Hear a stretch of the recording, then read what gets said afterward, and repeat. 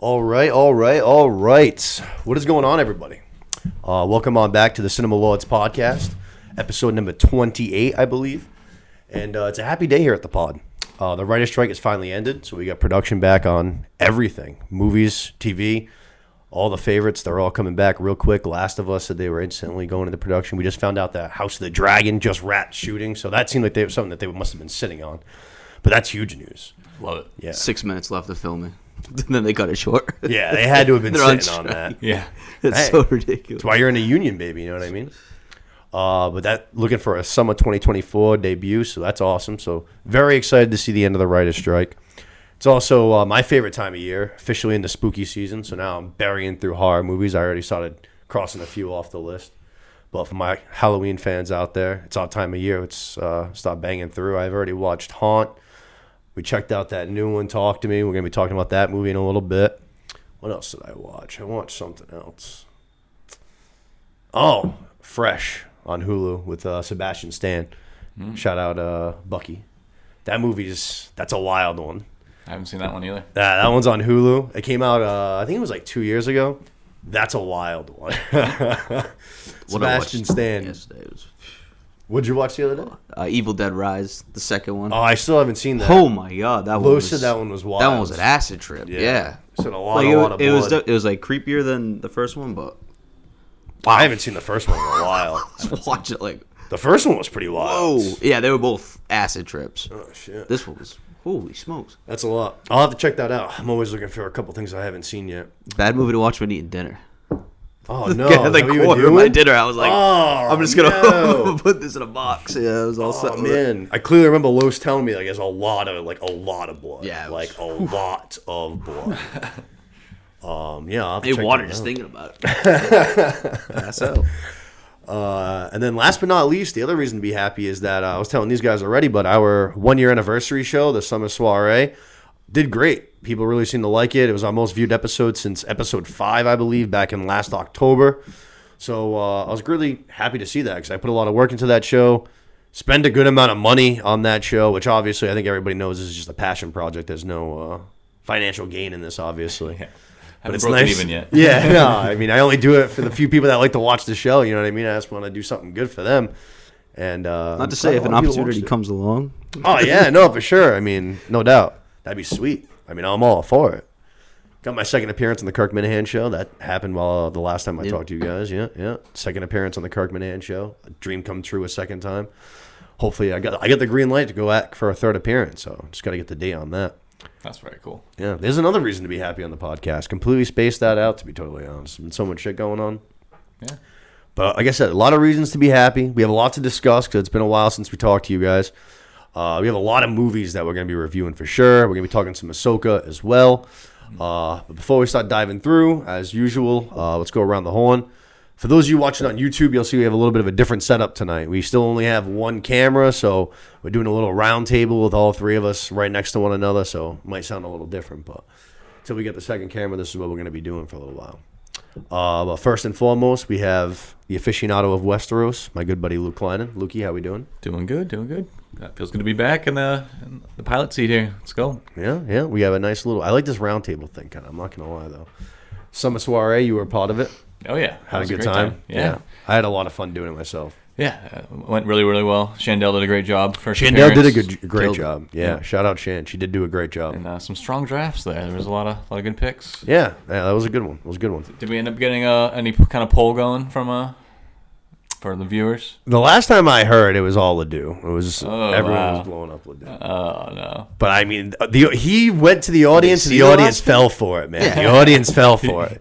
He set a trap, and they ate it up. It was crazy. He was pandering when he made the picks. He was, and it worked. I mean, you can't get mad at him for it. Yeah, he said he was going to do it, and it worked perfectly. So shout out to him. I mean, what can you do? And then second, we have our utility man, Mr. Seth Rogers. Seti boy, how we doing? Good to be back here again. I think at the panel after that draft decided that I won, so I'm calling myself the back-to-back draft champ. That is true. I think 2 for 2. Yes. And I think the opinion of the people that drafted matters more than anybody else. So I'm not here to pander. I'm here to win these drafts. I want them back-to-back.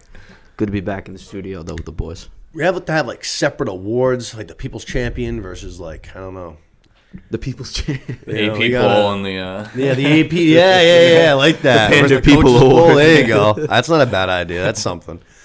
Because I do remember you talking about how we've. It took a while because that's when chaos started to break through. That's when my parents showed up and things got crazy real fast. We had it for a while. Yeah, we did. No, things were going so smooth, and then things flew off the handle. But you definitely won the players' vote for sure. But it was a good time. It was a damn good time. Absolutely. So let's fucking just start off real quick again. Like the writer's strike is over, which was awesome. Basically ended up lasting like 5 full months, which it felt so much longer to me. I'm not gonna lie. And I haven't talked to anybody since all the crazy shit happened. I mean, I was so excited for Dune 2. I've been talking about it a bunch. How it's my most anticipated movie of the year, and there were rumors of it getting pushed back. Next year. And it kept getting closer. And I was like, I think we're good. I think we're far enough in where we're not going to delay at this point. You know what I mean? Yeah. We're already too far in.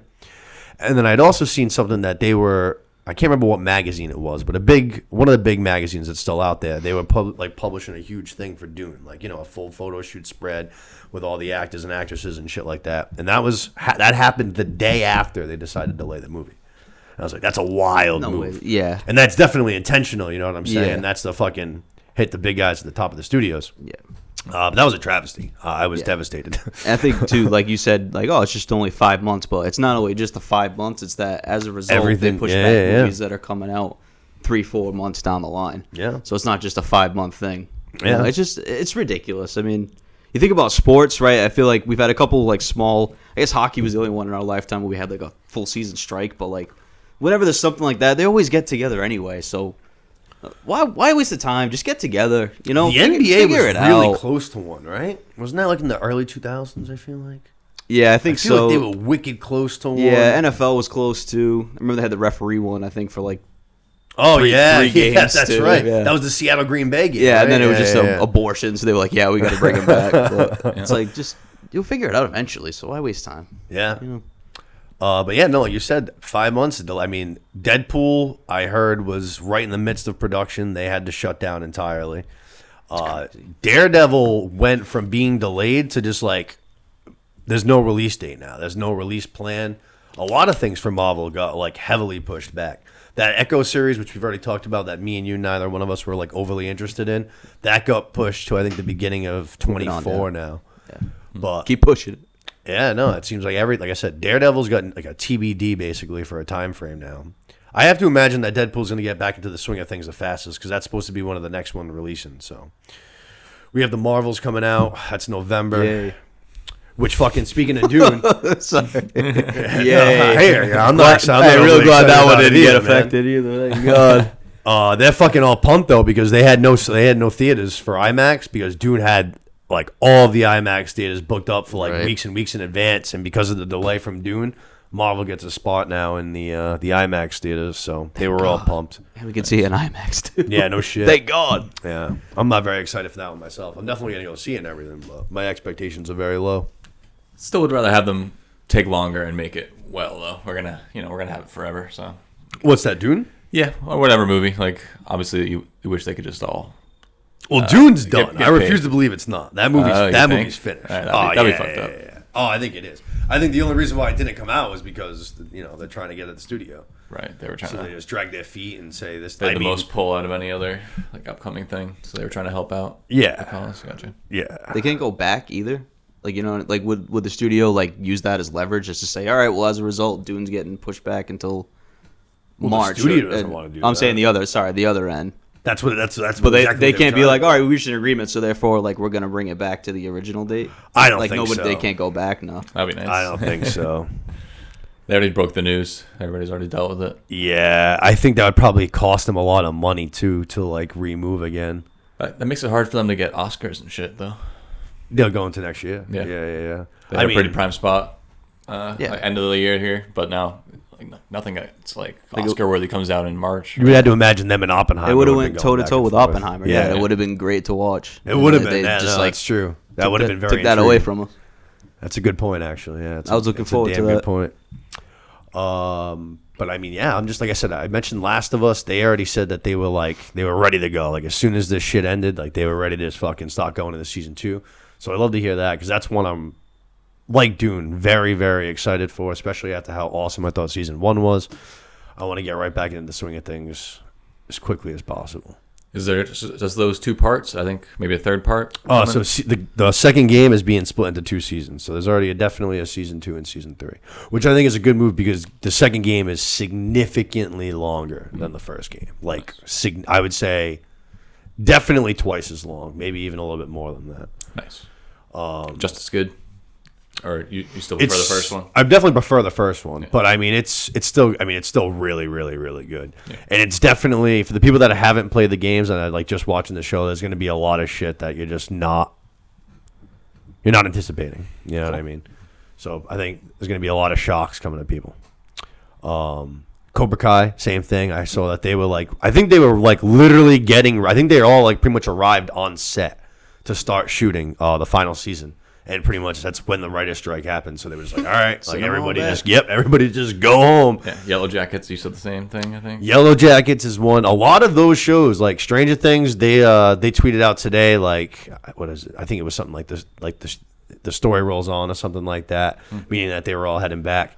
But like Stranger Things, Cobra Kai, Yellow Jackets, when you have like quote unquote children actresses that are playing like, children or teenage roles, and you have delays like this, it's tough. Like Yellow Jackets, they're saying it's supposed to be like a 5 or 6 season show. The girls that are playing the teenage versions of them, right? You know what I mean? They're going to be fucking full grown women playing like teenagers. So stunt it's not going to work. Yeah, you got to stunt your growth unless they find a way to wrap up the flashbacks or something. What they're going to have to start doing is what they used to do, which is shooting back-to-back seasons.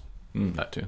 Yeah, which means writers have to put in a lot more work too. You know what I mean? Right. But I guarantee that's with all those happening. actresses, though. Yeah, I think they're going to start shooting, units. Especially like Yellow Jackets. I guarantee the next thing that they do is back-to-back seasons. I'd be shocked if it isn't. But so like I said, Stranger Things is kind of the same thing. They already starting to look a little bit older, like in the last season. Cobra Kai's another one. They're all like high schoolers and shit.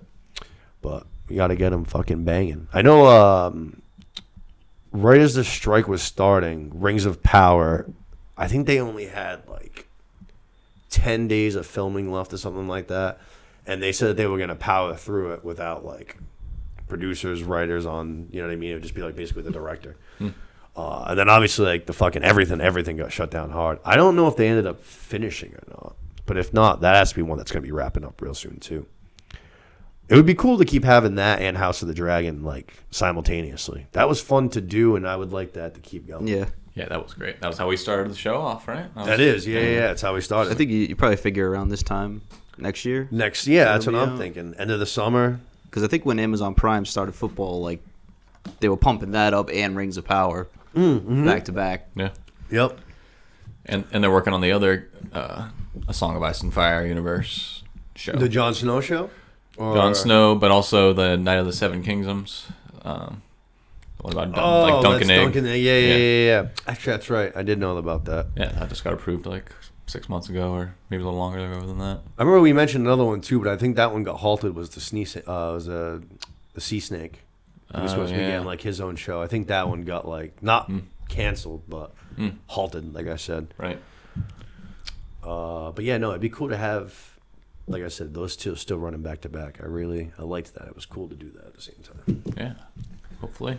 Really compare and contrast because I mean, the same realm of fantasy, fucking swords, bow and arrows, fantasy. So much going on. Yeah. To talk about and break down too. Yeah, we were filling up 2.5 hours just on those 2 shows. Yeah. That's how we started the podcast. Starting the 2 of those shows at the same time, like fresh new shows with all of those names was it was crazy. That was true.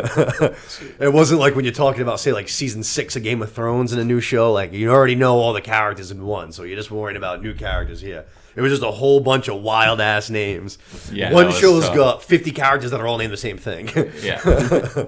And then the Rings of Power show had some wild ones. Yeah, all from different languages and stuff. Yeah. Like, no classic names to latch onto. It's all made up shit. Yeah. One of the episodes I literally titled "These Names Are a Nightmare" because it was just like I was just stumbling through it. I was just like, this is ridiculous. Yeah. I think it was like week 2 of like the actual shows. But yeah, basically, end of the writer's strike. It's great news. I was very happy. Seth was actually the first one that texted me. I was just sitting on the couch chilling. Yeah. And you shot me that text, and I was very excited. Right away, I just went to Twitter, and I was like, hell yes. Like, this is great news. Because even, like, right now, the reason why we've been able to kind of drag our feet as far as doing more recent podcasts is because there hasn't been, like, that much to cover. No. You know what I mean? It's definitely, like, a slow point. Yep. Which we're going to kind of run through a couple things that are going to be left for 2023 that we're definitely going to be talking about in the show. But I think that's pretty much all we got for the writer's strike, yes? Yep. Moving on, I had a couple of news things. The first one I already kind of mentioned was House of the Dragon wrapped up Season 2. We just heard about that as we kind of came in. But that's great news, aiming for a 2024 release. Season 2, I think, is going to be wild. I mean, I think that the first season was definitely setting up all the players, and then they gave us a little taste of what's to come there on the final, episode or episode and a half even. And I think that season, I mean, you know better than us, but I think Season 2 is things are going to start really popping the fuck off. Yeah, I haven't read too far ahead. I only know like some of the stuff. Yeah. But yeah, I know a couple key things coming our way. It's gonna be fucked up. You have to imagine, like, I mean, Rihanna, like, losing her son is like Rihanna. What did I say? Did I say Rihanna? Close See? Something like Rihanna. It's still a fucking nightmare. Rainier. Rainier. Yeah. Did I say Rihanna? It wasn't quite Rihanna, but it was closer to that. It was in the middle, kind of like right down there. Yeah. No. Right now, we're losing her son. I have to imagine that's going to kind of put her all in. Yeah. Chips in the middle. Yes, she's pissed. So very excited for that. The other thing is something that I think Seth will be pretty interested in. I was a little intrigued by it only for a certain reason. Normally, I would have rolled my eyes. But Universal is selling the rights to Halloween, the series, to use the storyline and make more things. Storyline's a storyline, man. So I rolled my eyes. You do it, dude. And then I saw today that the leading front runner to get the rights was A24. And as soon as I saw that, I was like, well, hold the phone now. I was like, that's fucking intriguing because not only are they putting out some heat, they're putting out some heat in, like, the horror genre. I mean, Hereditary is the best horror movie of the last, like, I don't even know how long. Yeah. A long fucking time. Crazy. It was fucking fantastic. But they put out, I know The Lighthouse was really popular. That's not, like, full-blown horror, I don't think. But I haven't seen that one, but a lot of people loved it. Everything Everywhere All at Once. That's the one with Pattinson and Defoe. And, William Defoe, yeah. Which a bunch of people said was. Did you see it? I've seen it. Yeah. Oh, have you? It was pretty wild. Was it? Yeah. Is it horror? No. I could see someone being really scared by it and creepy, saying it was horror, but no. Eerie. Yeah, very eerie and strange. You're kind of just like, what the fuck's going on? Yeah. The whole time. Did you like it? I liked it, but I don't think a lot of people would, to be honest. I think it did pretty well, weird. fucking like review-wise and shit. All right. But it did a lot of other things. Uncut Gems, Everything Everywhere All at Once. Puts out a lot of heat. I'm intrigued. I mean, obviously, I love Halloween. Yeah, I say I'm not, but I'll end up watching it. I think it was just more so that the last trilogy just absolutely just went off the rails after the first one. First one was good. First one was good. Good. I don't know what happened, but it went off the deep end wicked bad. It did. It really did. Wicked bad. It really, really did. Do you think they're gonna like restart the trilogy or like the storyline from the beginning kind of thing, or just try to work off of existing? Probably. Yeah. I also saw that they could potentially be making a series, which I don't know if A24 has done any series. I'd have to look into that. I could be totally wrong. They could have done a few. I don't think I have. But I don't think they've done a series before. I don't think. Try not to cough. It's all good. People cough. Yeah. I actually do think the idea of a series could work, though. If it's A24 and it's on, say, like HBO or something like that, I could see that working. I don't even know how they could do it, but I think I'd rather just see like an hour and a half long movie and just make it good. Yeah. If you want to go with a documentary, that's fine. Maybe it's like a mystery thing, more so horror. I don't know. I don't know how they would do it. Not much mystery to it. Yeah, no, I get what you're saying. Maybe have like a young Loomis or something, you know? Yeah, I could see like a series like that. Maybe a younger Dr. Loomis. They tried to do that with the Scream series there on MTV. Yeah, they held out a little bit, right? Yeah. 4 three seasons, yeah. I was telling you the whole time, I was like, it's the boyfriend. You're like, there's no way they're going to fucking make it the boyfriend. Like, it's the boyfriend in the movie. It's always the boyfriend. I'm like, I'm telling you, it's the boyfriend. Spoiler alert. It was the boyfriend. Knew it. I was like, dude, there's too many points to this guy. I was like, it has to be him. I'd rather just do that than just do that rather than some stupid alternative that doesn't make any sense. And I feel like that's what they started doing with the last trilogy. Like that last one, they went off the fucking deep end. That kid was like hypnotized by Michael Myers or whatever. Like that was weird. Yeah, no, it definitely it got thrown off the handles. I'm trying to think. Like I don't know. Like the last person that did like say like the kid version was Rob Zombie, which we like the two Rob Zombie movies. Most people don't. Yeah. Those movies are pretty hated, to be totally honest. I think they got really awful reviews on Tomatoes and all that shit. But I don't think like they haven't done any version of like young Michael Myers and how he like became the fucking serial killer, the boogeyman. Yeah.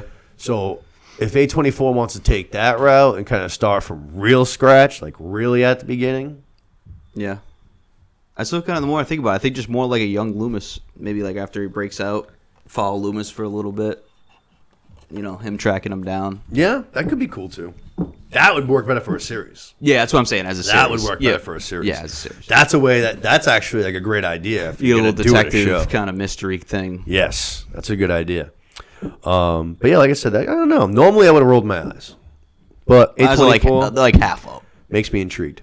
Yeah, that's fair. Not on the back of my head, but like I'm looking up. Yeah, one eye, the people's eyebrow. Yeah, I don't know. Yeah. And then the last thing I got was James Gunn. He's been talking a lot about DC and the halt of production. Apparently, he was still able to work on his animated series there, Creature Commandos. I guess, like, animated is different, I guess. Maybe because it's, like him and other people working on the actual animations is different from, like, the writers.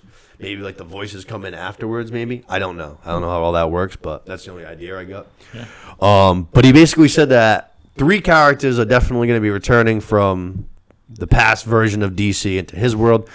John Cena is Peacemaker, which is always fucking awesome because he's incredible. Viola Davis is going to be Amanda Waller still. And then Zolo Maradina is going to be the Blue Beetle, who he just was in the Blue Beetle. We're going to be talking about that movie in a little bit too. The 3 of them are going to definitely be carried over. I thought for sure that he had already said that Vigilante is going to be returning in future projects. So I don't know if that means that maybe there's a chance that he hasn't been recasted yet, or not recasted, but he hasn't been like re-signed yet, and there's a possibility of a recast. That would make me sad because I loved Vigilante. Yeah, I thought he was fucking awesome. Yeah, good sidekick. Yeah, he was a great sidekick. Yeah. And I'd like to see him just like pop up in other projects here and there. He's like the kind of guy I feel like is great for cameos. You know what I'm saying? Like if somebody else is. Like, I don't know, if you have someone who's like hunting down like a villain in their own kind of neighborhood, I could easily see like Vigilante just like popping in out of nowhere. You know what I mean? Yeah. I feel like he'd be like great like that. But that intrigued me. I'm intrigued by James Gunn's DC universe. I said that for a long time. I said there's one guy that could save DC, it'd be James Gunn.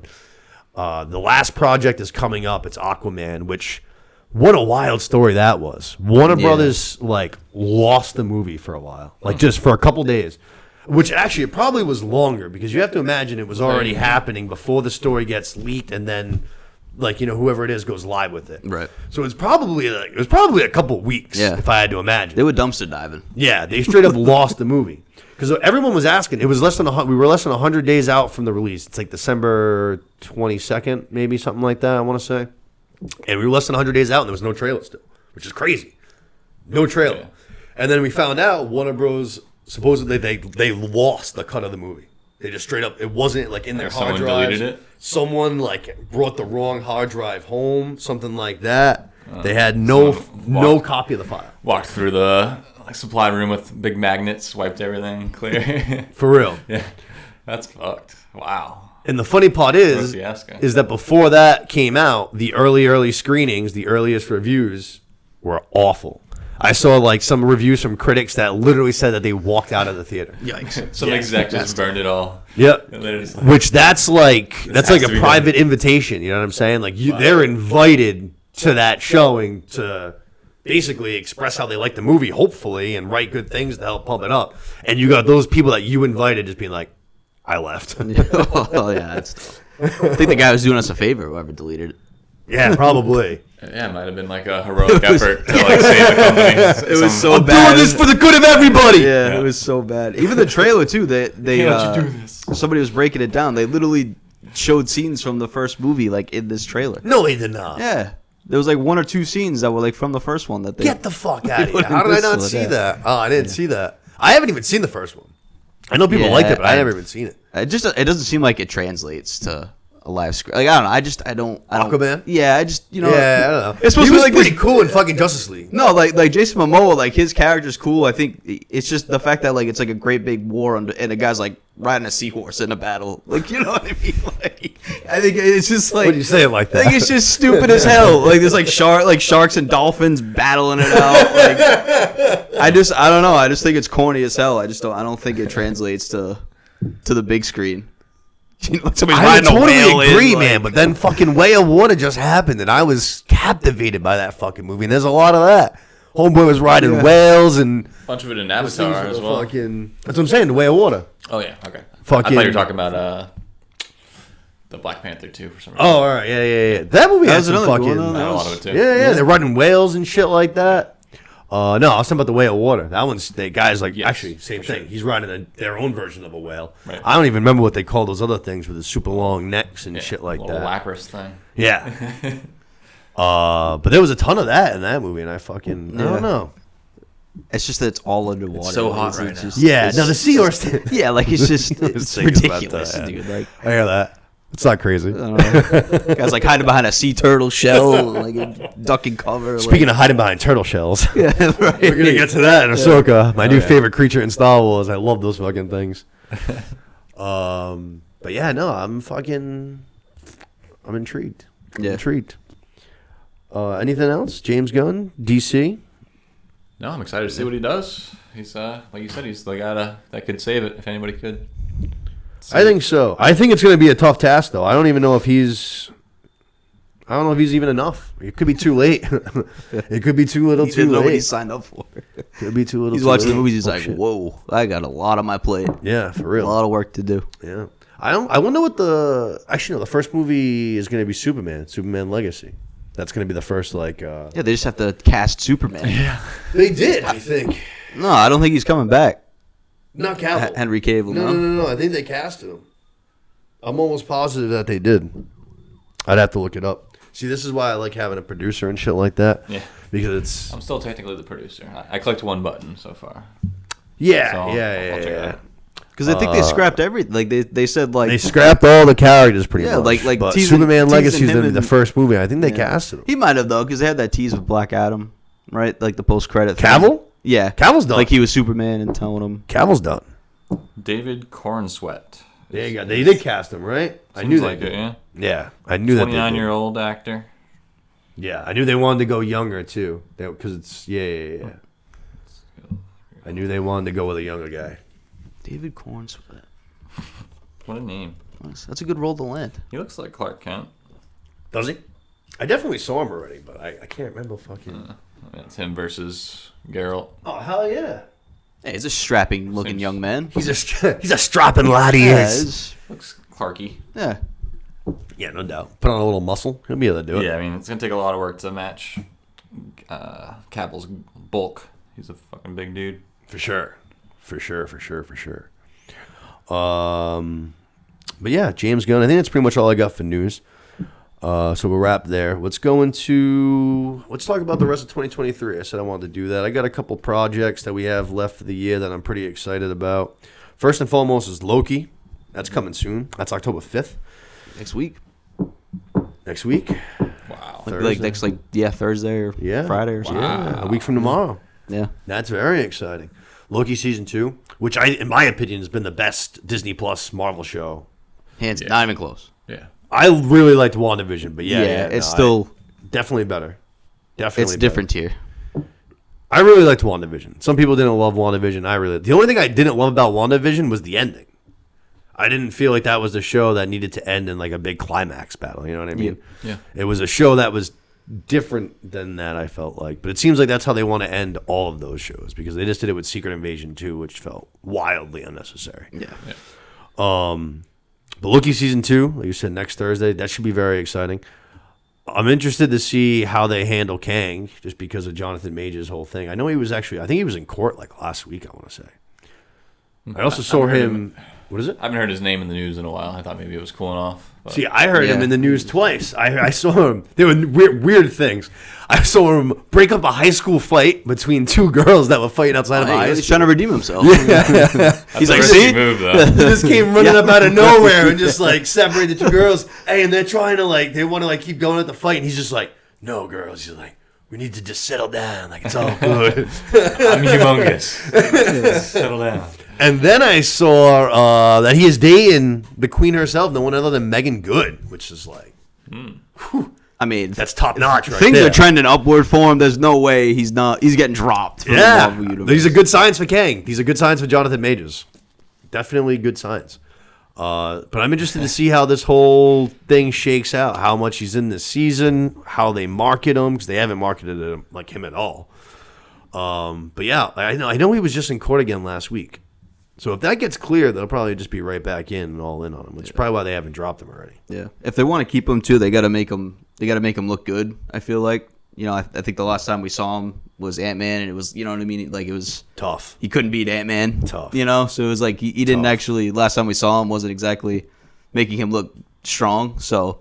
But that's like the whole thing of Kang is that there's like so many of them. It's not like that he's like this overpowering being. It's like he controls time. There's so many of them. That was the best part of honestly Ant-Man was that fucking end credit scene. Right. It's like, wow, you just went this whole movie to do that. All right, now there's a billion of them. That was awesome. Good luck. There's all of them in the fucking same room. Fucking 50 different, like actually not even 50, way more than that. But all of his different variants. That shit was dope. That was a cool scene.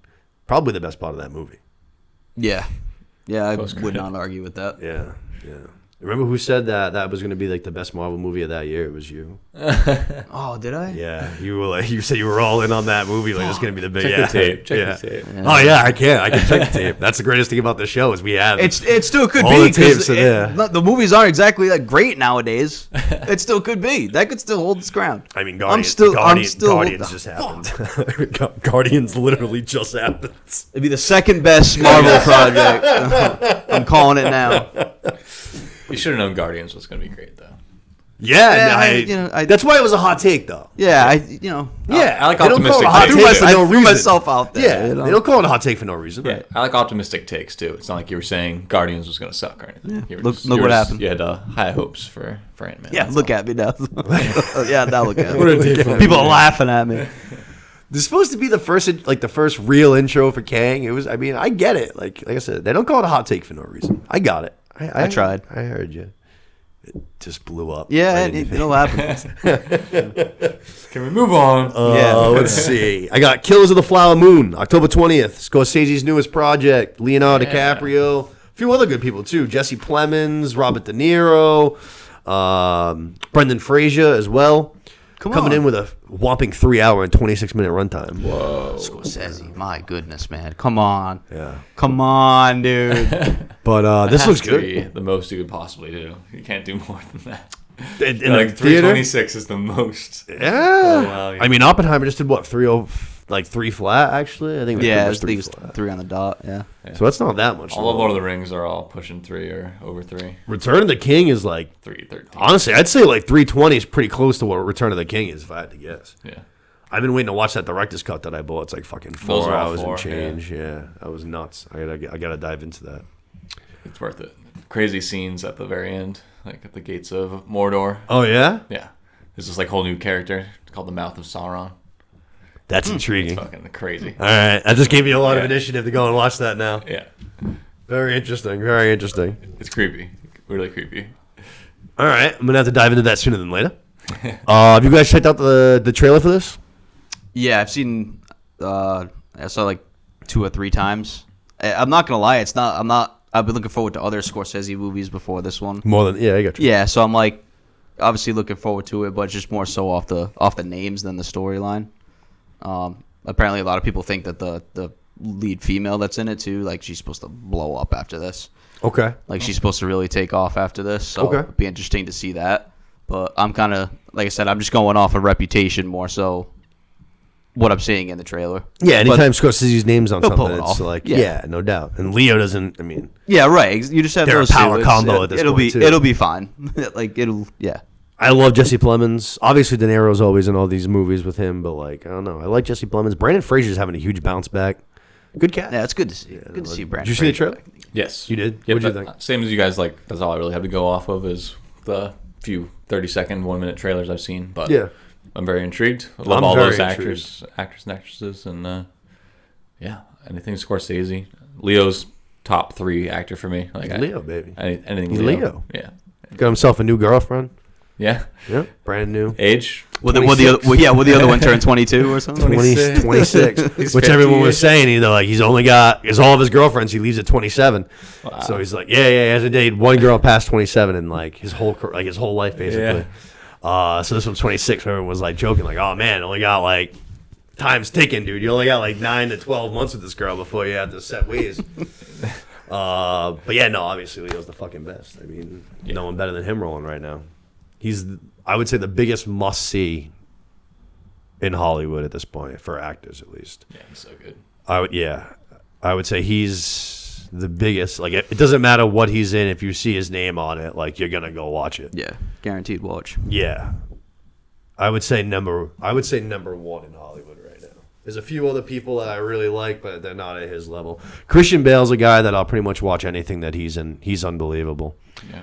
I'm a huge Gyllenhaal guy, but they're not obviously at that same level. Bradley Cooper, same thing. A lot of my favorites, but not the Leo standard. But no, I'm excited for that. The Marvels, November 10th. We already talked about that a little bit. Definitely not my most anticipated Marvel movie. We already mentioned that a few times, but still going to check it out. Hoping for the best. I did see rumors that this was like the shortest Marvel movie ever, but then I guess those were only rumors. There's speculation that's not true, which I don't really know what that matters. I did see it's as short as an hour and 30 minutes, though, which is pretty short. I'm not going to lie. And I did see like the director said something about like this movie is going to be like fun and goofy, and I was just like, bro, I get this movie was already shot, but people are not happy for that same reason right now. That's what I was going to get to, is that like that's what the perception was, that it's supposed to be kind of goofy, and I'm like, we don't really have time for like goofy right now for Marvel movies. I feel like we got to get a little bit back on track with like what's the story down the line and stuff like that. Yeah, like, we don't really have time for goofy. Yeah, no, definitely. I mean, Guardians in a league of its own, obviously. For sure. You know, you have to make that goofy, and it wasn't really about the whole storyline. Guardians is goofy, not in a way that these other movies are goofy. Yeah, if we're gonna have Brie Larson be a key figure going forward, like, we're running out of time to make this shit be goofy. Yeah, And just an hour and a half, and like, oh, there's 3 of them. That's wild. Like, I do like Kamala what's the end Khan. game here? I am all in on Kamala Khan. I do think she's awesome. And I do love that girl that plays her has been like a Miss Marvel super fan her entire life. Like, she used to like have her costume and dress up as cosplay and shit like that. Cool. It's awesome. The whole point of making that character, to inspire. Exactly, yeah. So young it's girls awesome. like her, yeah. Yeah. That's what like the people that directed that show and stuff, they're like, she is Kamala Khan. Like, cool. She is the character. But I like her. I thought she was good. Even though the show wasn't my favorite, I thought she was awesome in it. She's definitely the part that I'm looking the most forward to in this movie. Brie Larson kind of sucks. Monica Rambeau was okay. Yeah. She was fine. Brie Larson's good as an actress. I feel like her character is weird, but like Miss Marvel's weird. But you don't like her as an actress? She's not my favorite. Not my favorite. Yeah, no, not my favorite at all. Have you ever seen Room? Room? Room. No. It's a good one. The Brie Larson? Yeah. It might be A24, actually. Really? I'm not sure. No shit. Yeah, no, I definitely haven't. I haven't heard of that one. Yeah, she's She like won an award for that. Yeah, really? She was nominated for it at the Oscars. Yeah. Yeah, she's like held captive. She's like a prisoner in this guy's like basement with her son. The fuck? And it's all about like her coping with it and trying to get out. Basically, it's like all takes place in the same like 12 by 12 room. It's pretty fucked. Room. Yeah. Wrote it down on the list. It's going on the list. Yeah, no, I'll have to check that out. Brie Larson's definitely not my favorite though. Definitely not my favorite. But I also don't like the character. Yeah, it's a bad combination. Yeah. I've always even we were just talking about Superman, like I've always disliked Superman. Yeah, another one, never been my favorite. Nope. Never never been a him. fan. Yeah. If they make it good, I have more faith that they could make that good and make me like Superman and the character more so than this one.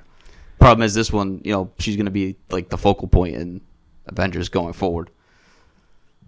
So That's it's like, crazy. It's like that's right. That's crazy. It's like that can't be real. It has That's to be. crazy. Yeah. It's like That's crazy. It's like her and Thor going forward.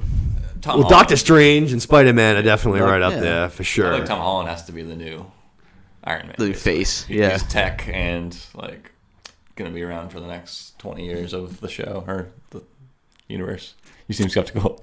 No. I get what you're saying. The only hesitation I have is the attitude. You know what I mean?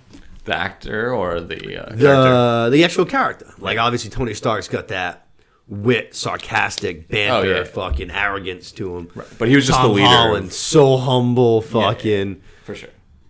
I was more saying just the leader No, of Yeah, he's gonna be of the Avengers. face. Yeah, he's gonna be the face of the Avengers. Yeah. I hear what you're saying.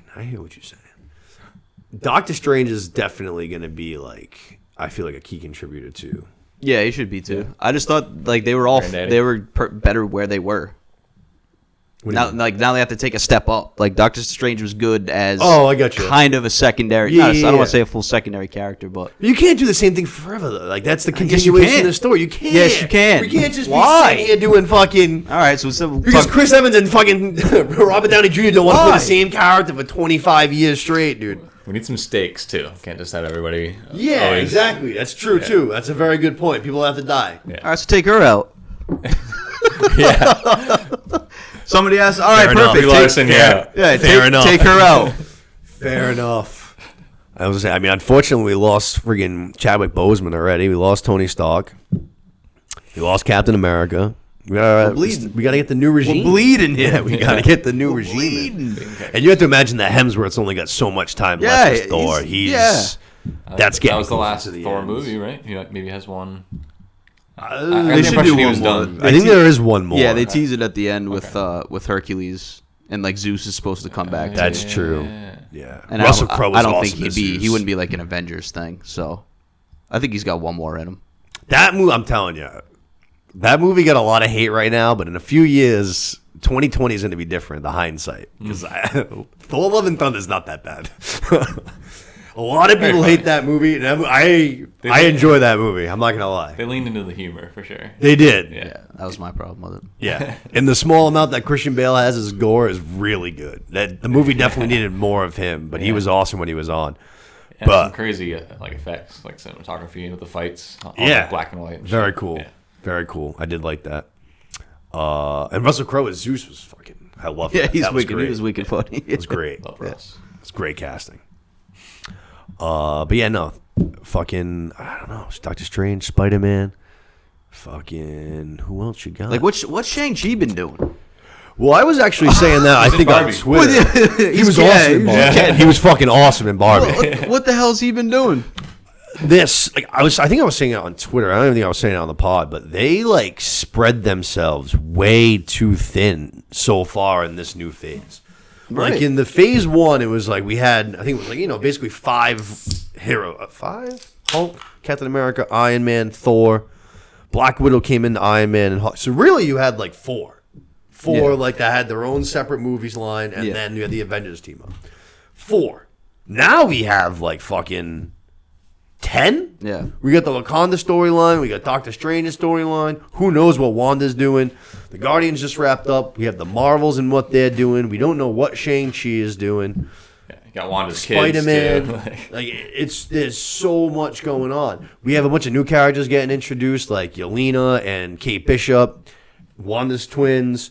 Like there's so much. It gets spread so far. Thor's daughter and Yeah, it's like how man. I Black feel like Panther's it's son too, right? yeah, Black Yep. Panther's son. Yep. Oh, they're building that young Avenger lineup big time. That's going to be fucking massive. Right now, there's like nothing's correlating. Right. No, that's what I'm saying. Everything's spread so thin. There's no like connection to any of these things. I mean, we fucking like the Hulk's still around, which actually Mark Ruffalo. Actually, that's another guy we didn't mention. The Hulk is still gonna be like I think a part of the MCU going forward because Mark Ruffalo said he's still all in on being the Hulk and like anytime that they want him to do something, he's in. He's supposed to be getting his own movie, which I think is like World War Hulk or some shit like that. Yeah. Cool. Yeah, Just gonna rip shit up. Yeah, he popped in at the end of She-Hulk. I don't know if you remember that. Yes. Yeah, it explains from She-Hulk too, like his son at the end. Yeah, It explains that too. Yeah, he's in the beginning there. He does like all the, which like that episode was like funny, but at the same time, like I hate what they did to the Hulk, man. Like I really love like the character of the Hulk, and that whole Endgame fucking Yeah, it might be combined it sucks. Only negative I can say to Hulk those thing. two movies. Yeah, no, I hate it. He's just like the comic relief and Compared to Ragnarok, where he's stuck in Hulk mode, Awesome. which is like awesome. Yeah, he's awesome. Yeah. I love like I said, I love the character of the Hulk. He's fucking great. Yeah. And I like the It was like smart Hulk instead of like I don't know. It was more in Ragnarok. He was still able to talk. It was slightly smartened up. He was like still Not just a slightly brute. there. Yeah, right. I'd rather just see a pissed off Hulk. Yeah, We like like him. he was developing his own personality almost. Yeah. Like he had been around for long enough, like where he is able to learn shit and like develop, like I said, his own personality. Yep. But yeah, no, I love the character of the Hulk. I they did him so dirty. They did him so dirty. I hate it. Sad. But yeah, no, that's one guy I definitely forgot about. But yeah, there's gonna be a whole different phase rolling in. I'm very interested about Shang-Chi because I really liked that first movie. That movie was really good. Yeah. Really good. The Eternals. What about him? I'm just saying that they brought. Talking to the wrong guy. I'm just saying that they brought that in too. It's just like you got Ant-Man still. Ant-Man's another one that's probably going to be towards the top of the food chain as far as Avengers go. Ant-Man and It's the making me Wasp. feel worse the more we talk about Ant-Man it. and the Wasp were original Avengers. Yeah, I know. So them two, Thor, Iron Man, and Hulk. Yeah, that's the original Avengers squad. I'm not feeling any better about this. Come on, The more we Feige. talk about it. Feige machine. See what you got. They're gonna have to do something. Like I said, it's just too much, man. We gotta tighten. And the thing is it's not getting any better. Actually, now when you think about it, like down the line, That's what I'm saying. down the line, so we have Deadpool coming in. So Deadpool's like It's gonna be good. a new. Oh no, I'm not saying it's not gonna be good. I'm saying it's another new character that you're throwing into this world. You know what I'm saying? Where there's already so many fucking new characters, and who knows all what good he's gonna bring with him? characters, too. Yeah, exactly. That's what I'm saying. Who knows what he's gonna bring with him into this Colossus fucking and- world? Yeah. What is it? Megasonic Teenage Warhead. Yeah, I was trying. I can figure it out. Nice. Good pull. It's an awesome name. But then you're supposed to have like these newer guys like step up and take the role, and then you're gonna bring in the Fantastic Four and like X-Men eventually, and they're not supposed to be the focal point. You know what I mean? Like by the time all these characters that we're talking about are up and being like the face of Avengers, they're gonna bring in more well-known people that are just gonna, Fantastic Four is not gonna be a I hear sideshow. you. No, you know? I definitely hear you. They're gonna be X-Men eventually. They're gonna like take over basically. That's what I'm saying. It's gonna be their show. By the time that they do it, it's like, all right, back in line. That makes me think some people are gonna die. Yeah. Could be. That makes me think some people are gonna die. Yeah. I wonder how many like movies Benedict Cumberbatch is on their contract for and stuff like that. I don't think much.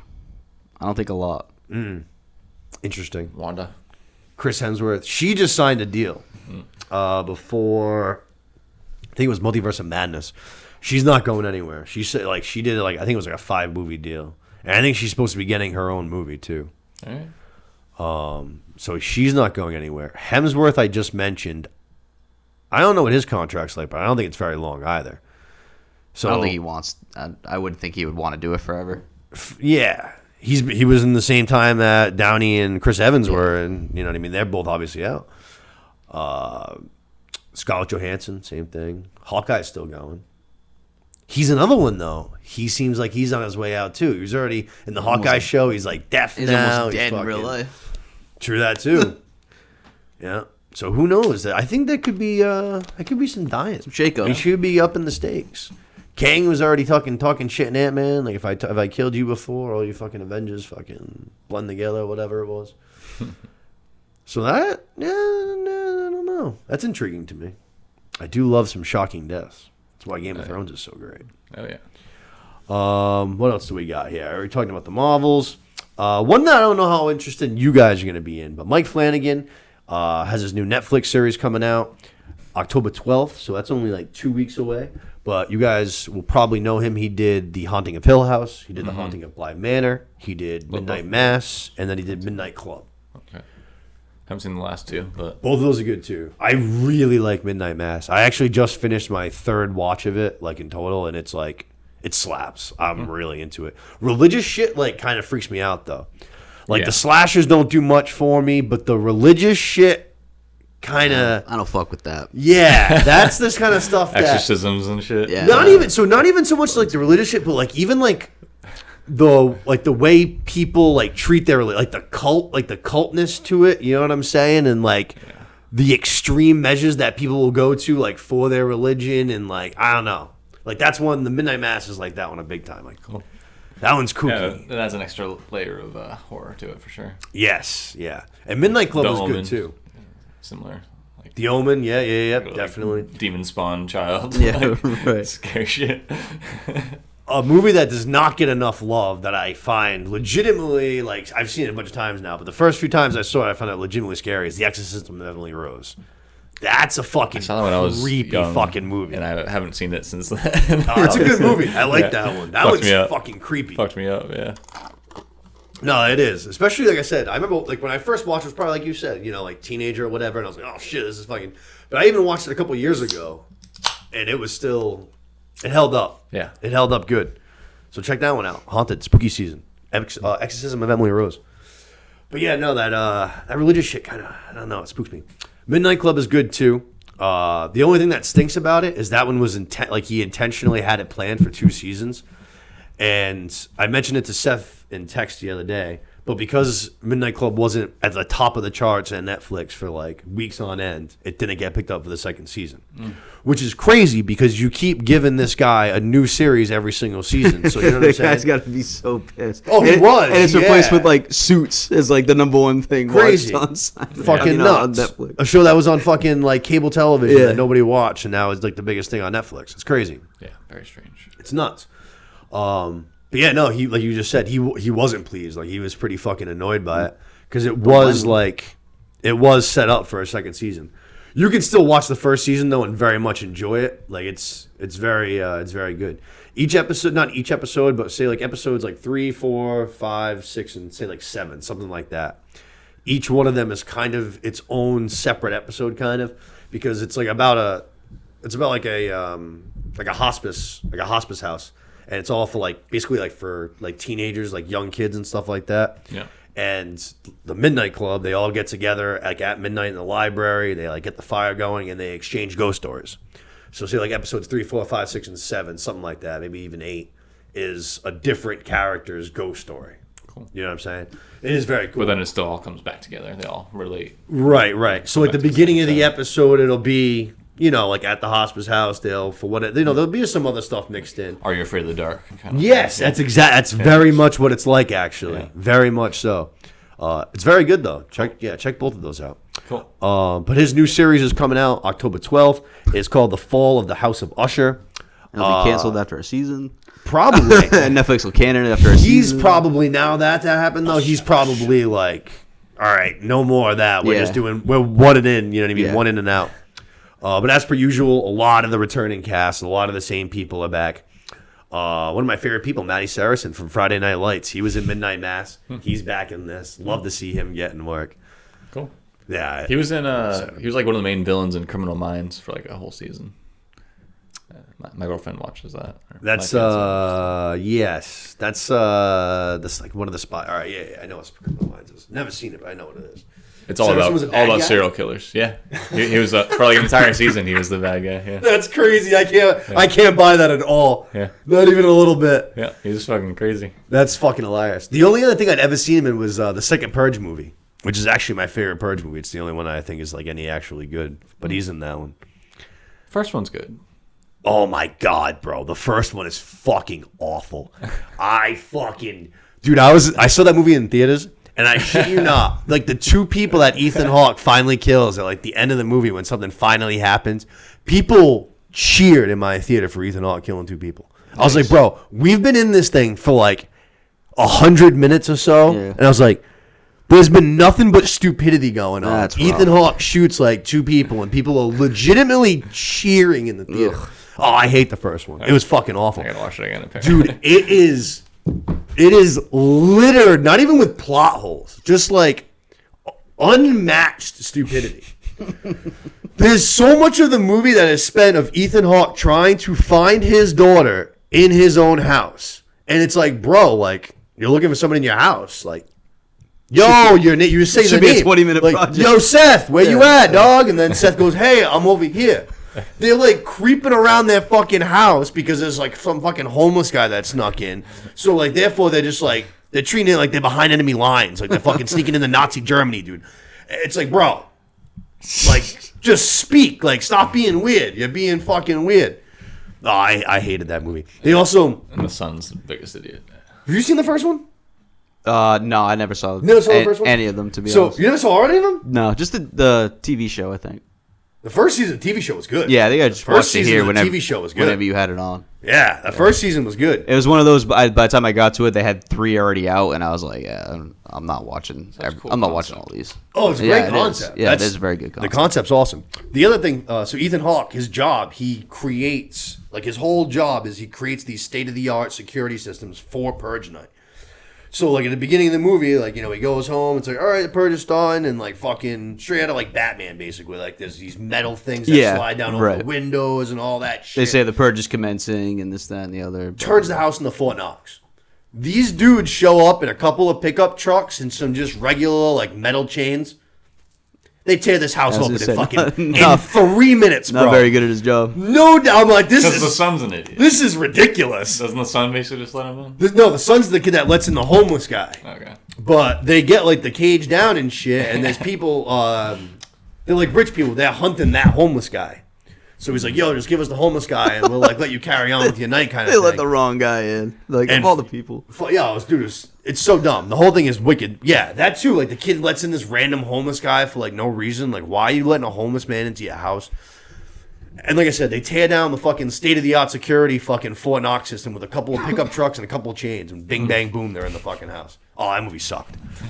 The second one I do like. I'll have to revisit, apparently. Yeah, the second one I do like. I think the third one was okay.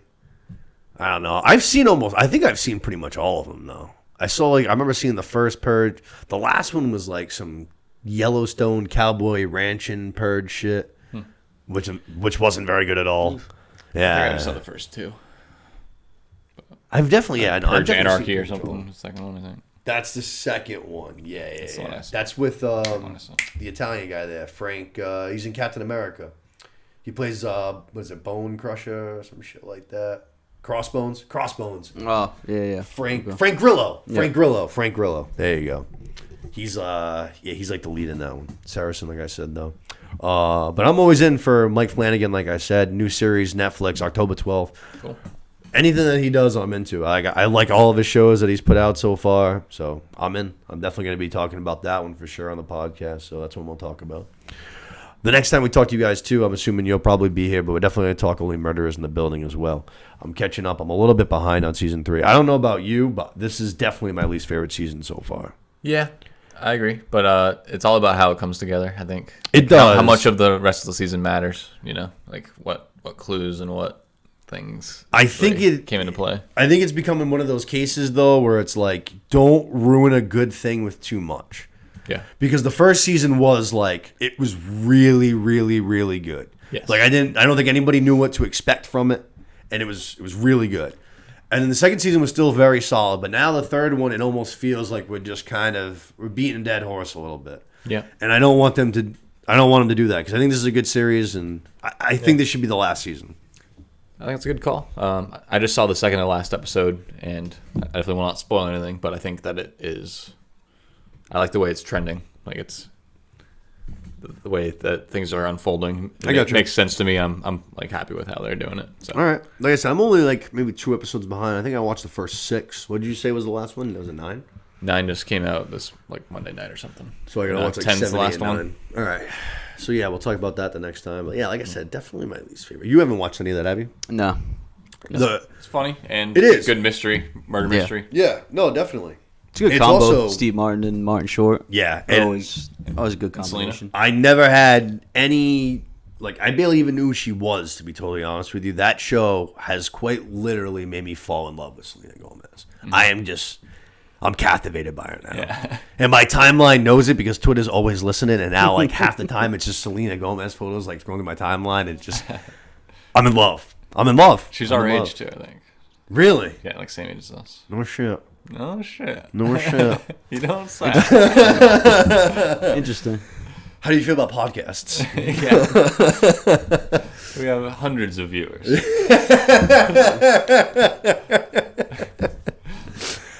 Oh, fuck. Oh, shit. That was good.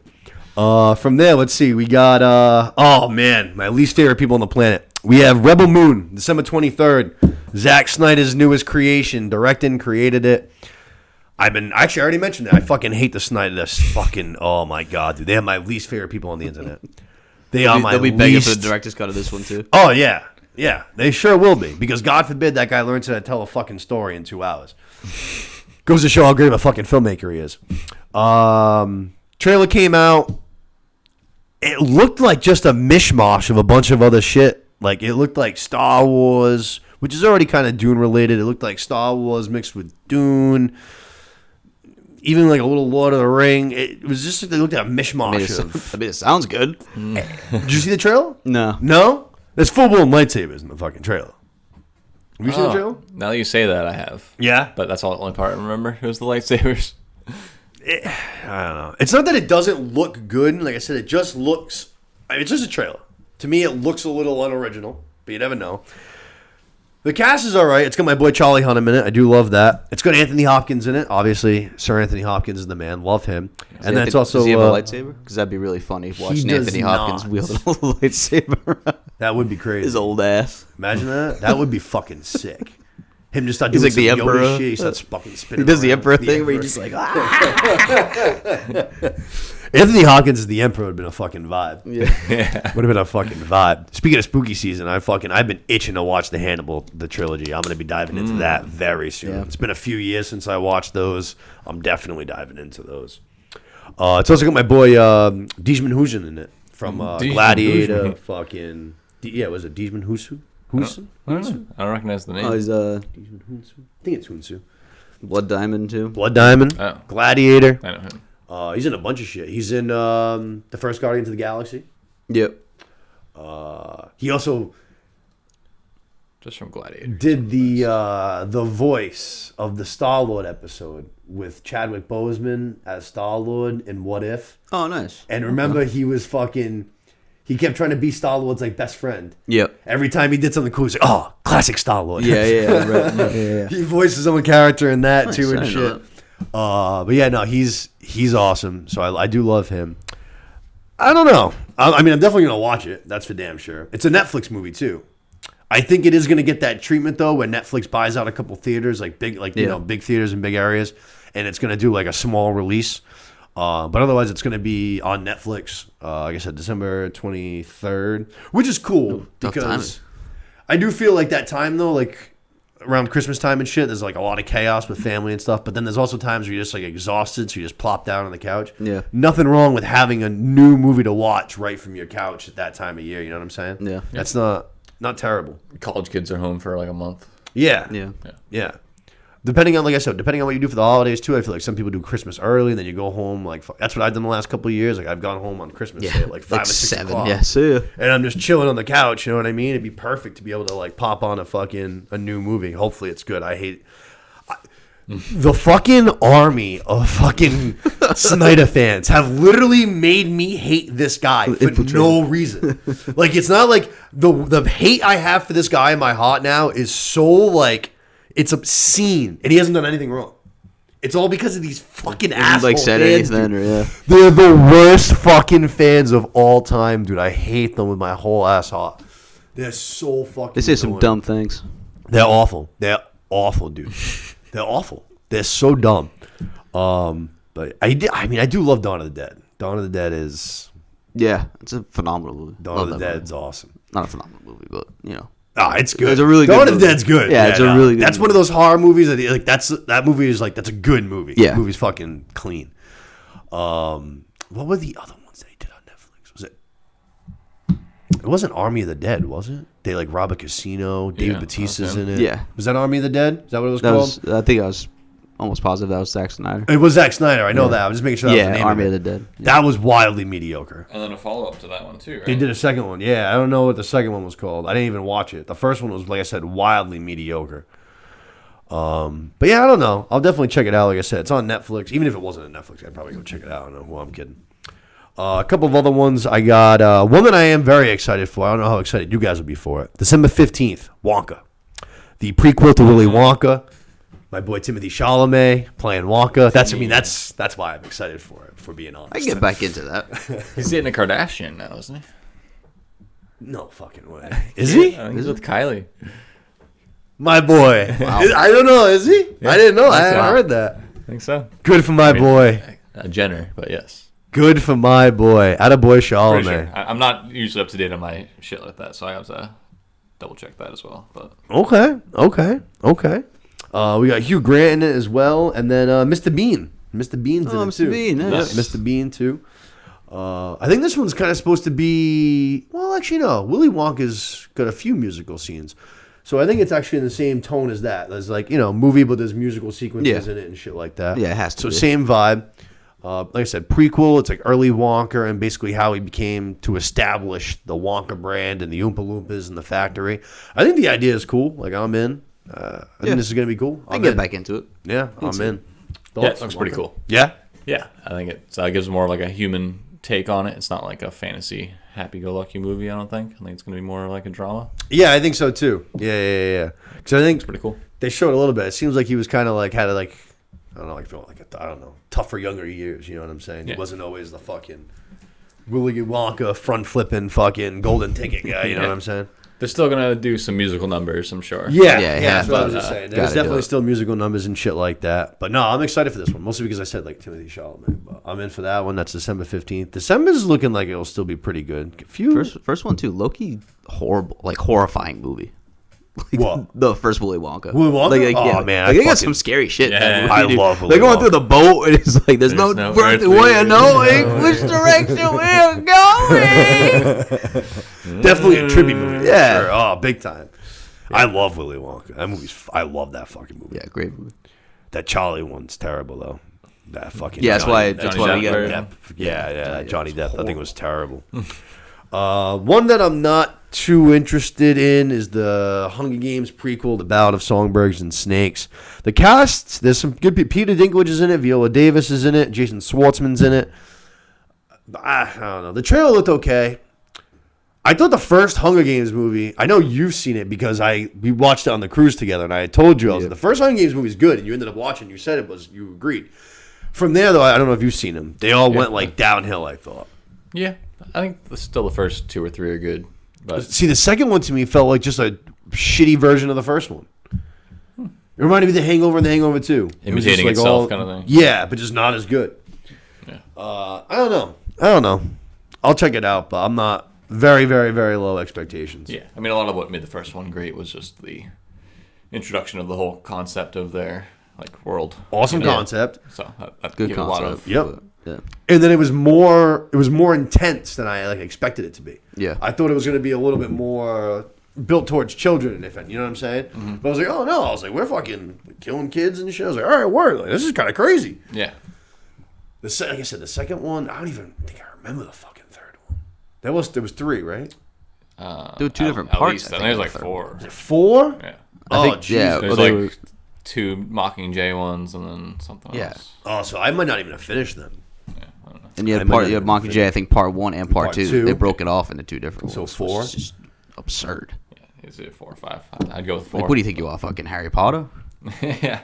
Like, It's been a while since I've seen those. I might give it a go. They're decent. I might give it a go. Give Home Ec another shot. What else do we got? Was that it? Was that the last one I got? I think that was the last one I got. One other one just to throw in there is The Creator. It's coming out today or tomorrow. Tomorrow. That's Looks pretty got cool. Ricky Jarrett in it, right? Yes. Was it John David Washington? I've heard good things looks pretty about cool. that one. Looks Star Warsy also, like Star Wars, iRobot, Big time fucking, sci-fi. Children of Men combo. I Crazy know. shit. Fucking Saw 10 also comes out tomorrow. Creator will be in IMAX too. And They have that's that. insane. What is? The Creator will be at IMAX. Oh, the Creator's in IMAX? Yeah. I'm going to have to go check that one out. I'm gonna see it next week. I think. Yeah? Yeah. Word. It's back from Word. New Hampshire. Let me know. I might go check that out with you. I've been going to the movies, especially at the end of the summer. The last couple of weeks, I was just trying to bang things out, so I went to the theater a lot. Most of the time by myself. Been banging out the solo dolo shows. Yeah, that's a good time. That's what I went. I saw Oppenheimer fucking by myself in IMAX.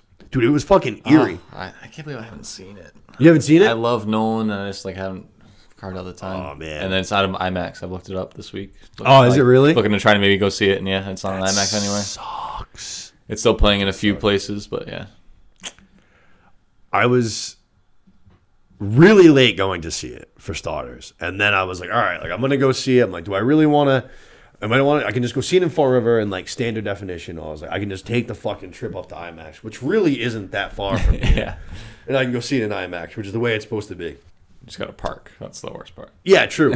So I ended up doing it like on a Wednesday. It was it was a 10? It was either 10 a.m. or 11 a.m. showing on a Wednesday at IMAX in Providence. Cool. And it was eerie because there was only like, I'd say me and like maybe 10 other people in the whole theater. And obviously IMAX is huge, yeah. so it was like, it was weird, you know what I'm saying? That's cool. But everyone like very much was like, we were all like almost in universal agreement. It was just like, we're going to take up our own space. It's like, you guys are over there, we're over here. It'd be weird like, not to. Yeah. In IMAX. Me and in my row, it was just me and one other guy. And we were both like towards the middle, but not directly in the middle. Like, all right, you got your space. Yeah, this yeah, is my right. space. Like you know? 6, Enough 8 room. seats. Yeah. I brought my vape pen in. I was just fucking sitting there ripping it the whole fucking time. Nice. We're definitely going to be talking Oppenheimer in a minute. But yeah, no, the Creator does look... I did see the trailer for it. It looks interesting. Yeah. It looks interesting. I don't know how I feel about John David Washington yet. I don't know how I feel about him. I thought you loved him. Ricky Jarrett. I love Ricky Jarrett. Yeah. I love Ricky Jarrett. I think that's the thing, though. I feel like they might be trying to almost push him in the direction of trying to be Denzel Washington because it's his dad, where it's like he might not necessarily be an action star like his dad is. Like he might just be different. You know what I'm saying? He might just have like a different style to him. I thought he was great at Ricky Jarrett. I thought he was great. Yeah. Like I couldn't Awesome imagine. character. Yeah. Like to me, he was like Ricky Jarrett. Like, Yeah. He's the got that arrogance, swag the and swagger. Yep. Like he was perfect. That might just kind of be, I think, the roles that are maybe more built for him, which there's plenty of those too. I don't know. Tenet did not move the needle for me at all. I got to rewatch Tenet. I said I was going to. I really like Tenet. Yeah, you said that. You're a big Tenet guy, huh? Yeah, it's really cool. And I still don't get it all the way. I want to watch it. I was I like insulted after watching that movie. I was like, man, I'm fucking dumb. Like Yeah. I don't understand, but like you got to give it 110% focus. I mean, it's So it's theoretic physics that they're working with. like, man, so there's a lot going on here. I literally hit a wall in that movie. I kind of felt like I was like, all right, I get it. And I it's gone. don't get it. Yeah. Yeah. I'm completely befuddled. I have no idea what's going on anymore. Yeah, just like when the characters you've been watching like start acting like they know what's going on, you're like, I'm not actually keeping up anymore. Yeah. Like, No, it's chaos. Yeah, I'm cool just watching it happen, but the fact that you guys are figuring it out and I still have no idea, it's killing me. Being able to watch it with subtitles might help. Yes, yeah, the audio was also weird. Yeah. No Subtitles one just pumping that music in, like Yeah, just a for loud fucking. Yeah, For real. The same thing as that awful Dunkirk movie. They try and listen to anything Tom Hardy says in that movie. It's fucking impossible, dude. He's like, He's in a cockpit in World War II, Yeah. like, and you got that music going on in the It's background. That's a fucking bad crazy. combination. yeah, I don't know. I did say I want to rewatch it, so I might have to give it a shot. I'll have to dive back into it. It's been a long time. I haven't seen it since whenever it came out. What was that? Like 5 years ago now? That was a while ago, right? yeah, That was his last movie before this one. Yes? yeah. No, I don't think so. No? Are you assuming in between? No? I think it was. Uh, Interstellar Interstellar? before that. That Before was that. before, yeah. Was that before time? And So Tenet might not Inception and Dark Knight. Yeah, Inception was like 2012, I think it was. Oh no, I'm sorry. I thought you were talking about Ricky Jarrett. Oh, Yeah, oh, Nolan. oh, Yeah, oh. yeah. Yeah, no, Ricky Jarrett did do something else too. Yeah, like I said, maybe that's just more what he's supposed to be doing rather than trying to do these action roles. But I guess we'll see with this one. Maybe this one will hit better. I think that's all I got for 2023. Anything else? Looks pretty good. Creator, third win. Yeah, no, that sounds like we've got a lot to work with here. Yeah, we definitely do. We got some stuff to dive into. We'll be able to. I mean, we waited fucking 4 weeks since the summer show to do this, which the summer show was obviously different because that was like a draft and stuff like that. So the last real episode we did was fucking, the beginning of July, I think, or something like that? Yeah, I think we squeaked one out then. It was like at the Spider-Verse, I think was the last one we did or something like that. Yeah, it's been like one a month or something like that. Yeah. No less. Every 6 weeks, something like that. Yeah, it's been a while. But like I said, there hasn't been that much to touch upon. Aside from like the movies, but you know what I mean. You're gonna do an episode for for sure. The Ahsoka series is one that started. Secret Invasion happened, which I don't think there's really that much to say about Secret Invasion. That was a letdown for me. I was very excited for that show. I thought it started pretty good, but then I thought it ended terribly. I don't even know if did either of you guys finish it. I watched the first 2 episodes. First 2. Did you finish it? That show was poo. Yeah, I was wildly disappointed. I was hoping that it was going to be kind of like Winter Soldier, like very espionage and like I was just saying with WandaVision, they felt the need to at the end of the show do like a big battle sequence to like end the show, and it didn't play. And Amelia Clarke turned into like the most powerful super being in all of Marvel. She was able to just like turn any part of her body into like any superhero basically that she wanted. So in the final fight, she's using like Drax's arm with fucking Groot's arm flying around as Miss Marvel. That's dumb as hell. Yeah. That sounds dumb as hell. It was fucking crazy. So that really disappointed me. I was very excited for that show. So hopefully Loki bounces back. And then like we're going to talk about now, we have Ahsoka. And then a bunch of movies. So it's been tough to even really push out that many episodes. I feel like we could have maybe done we weren't sure how good Ahsoka was going to be, but Ahsoka's been good enough. We could have probably done a episode by episode. Yeah, probably. Like the same way we did with Andor, or maybe every 2 episodes or something. Yeah, we could I have. feel like it's as good as Andor, if not better. Well, let's actually get into it. That's what we're going to go to next, Ahsoka. 7 episodes in so far. I think it's better than it. I mean, I've been on record. I thought Andor was a really well-made show. I don't think that's even debatable. I think everyone can tell, like, just looking at it, like you could tell there was a lot of care that went into that show, and it was a lot more well done than say like Obi-Wan was or the Book of Boba Fett was. To me though, I just wanted more. I found it kind of boring. This show's gotten me back in. Like You need your lightsabers. I'm liking this show a lot. I'm not gonna lie. Yeah. And I didn't know how I felt about it at first because they did the 2-episode premiere, which the first episode I thought was pretty good. And even the second episode was fine. But the way that it ended with, who's the new character there? Sabine. She's getting stabbed with the lightsaber. And you could tell right away it was just like, this girl's not dead. That's awful. And that's how the second episode ended. And I was just like, that sucks. I was like, that's wildly annoying. I was like, Qui-Gon's rolling over in his grave right now. He got stabbed in the stomach just like that. And that poor man died. Yeah. And this girl's just fine. Yeah, and people's like defenses of it on Twitter were just outrageous. Oh, I'm sure. They were it was after Qui-Gon, so there's more like modern. They're talking like modern medicine and stuff like that. I'm like, modern medicine, This like is insane. we're We're making talking about fucking fucking- clone yeah. armies. There dude. are Like, lightsabers, bro. yeah, what do you mean? There's better modern medicine? Like something that She was going given on. immediate medical attention. Yeah, so what's going on with She wasn't Qui-Gon? on a garbage disposal planet.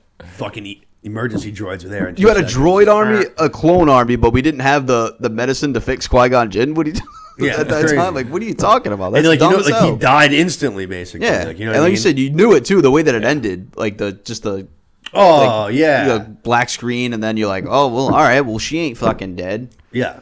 Which led into episode 3, which is where I was I was actually going to the other side of the fence because I did not like episode 3. 3 was dog meat. 3 I thought was garbage. Yeah, I thought it was trash. What was that one? So Sabine, right away, instantaneously, is fine.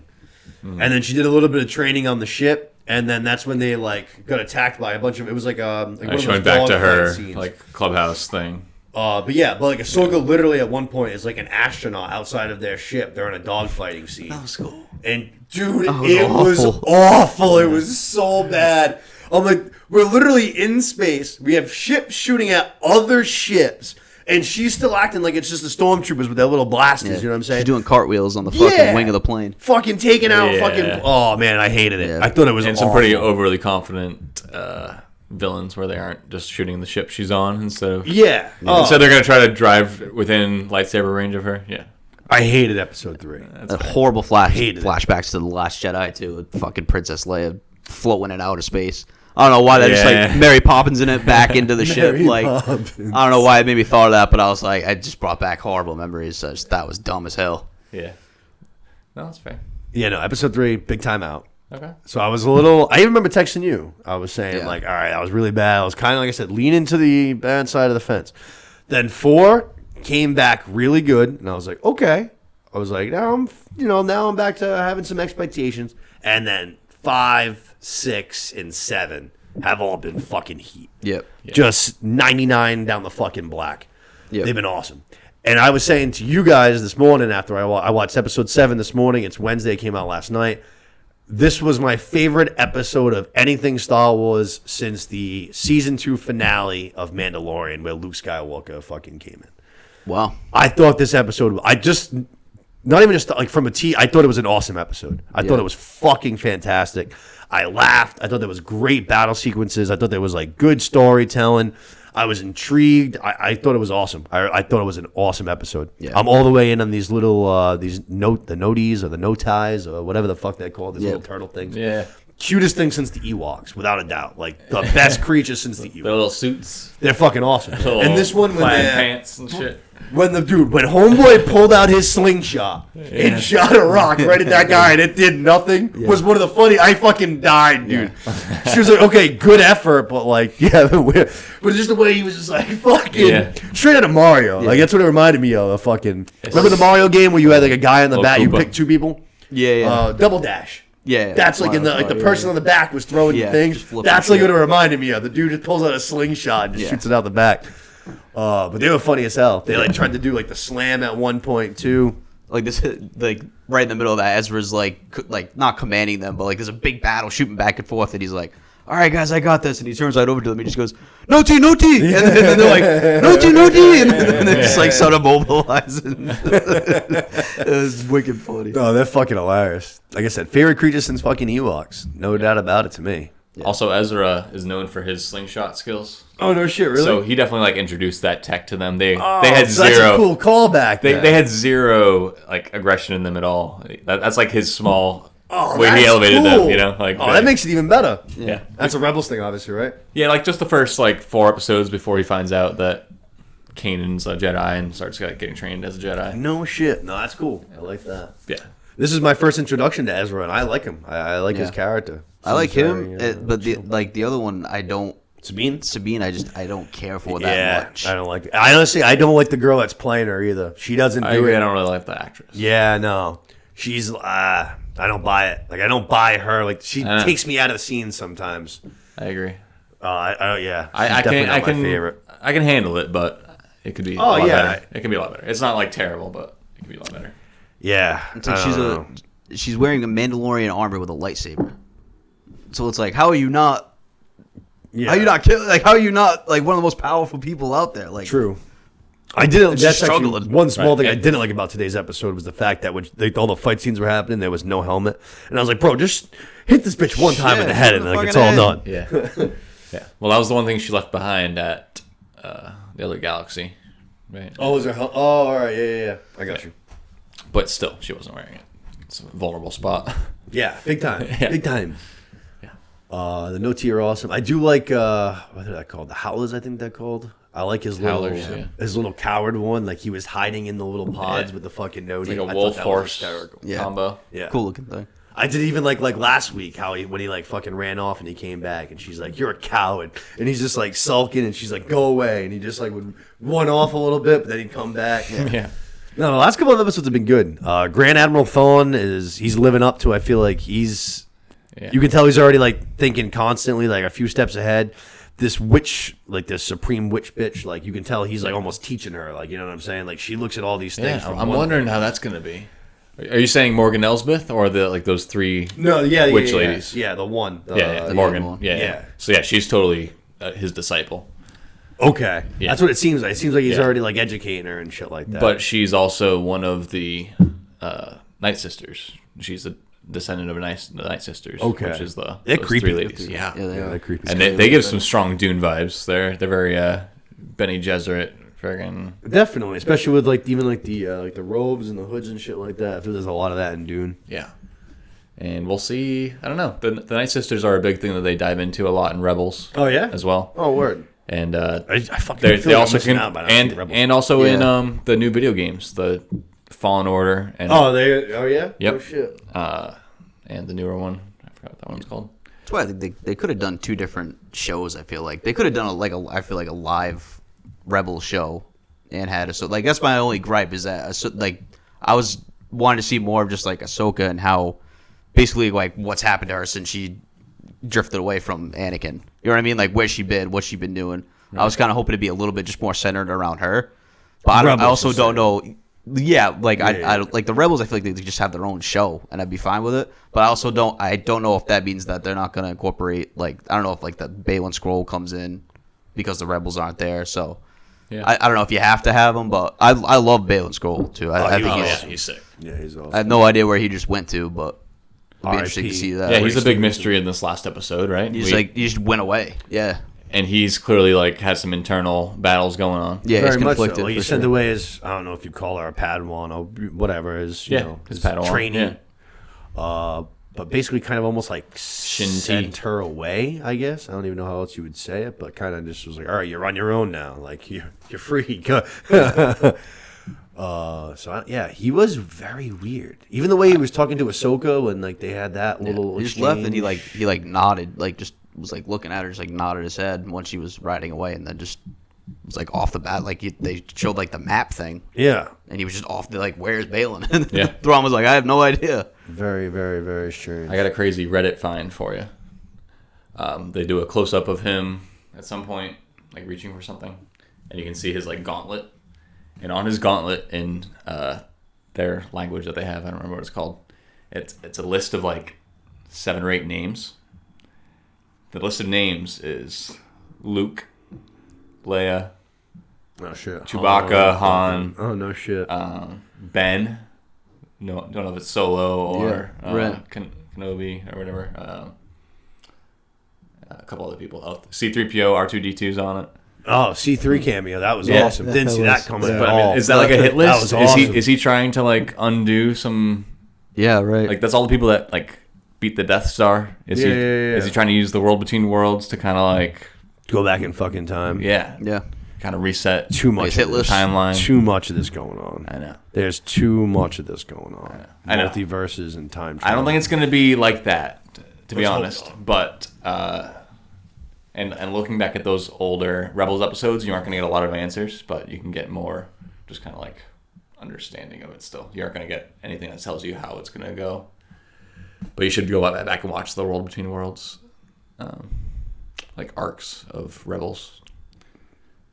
Ezra like saves Ahsoka from some crazy shit. How much is Ahsoka in Rebels? Not as much. She's the Fulcrum. You've heard them say Fulcrum a few times. Yeah. That's the head of the rebellion. So for like the first 2 seasons of Rebels, Fulcrum talks to them all the time. You don't know who Fulcrum is. Gotcha. And then it turns out that it's Ahsoka. Ahsoka and Hu Yang apparently. Nice. Yeah. I do like it. Yeah.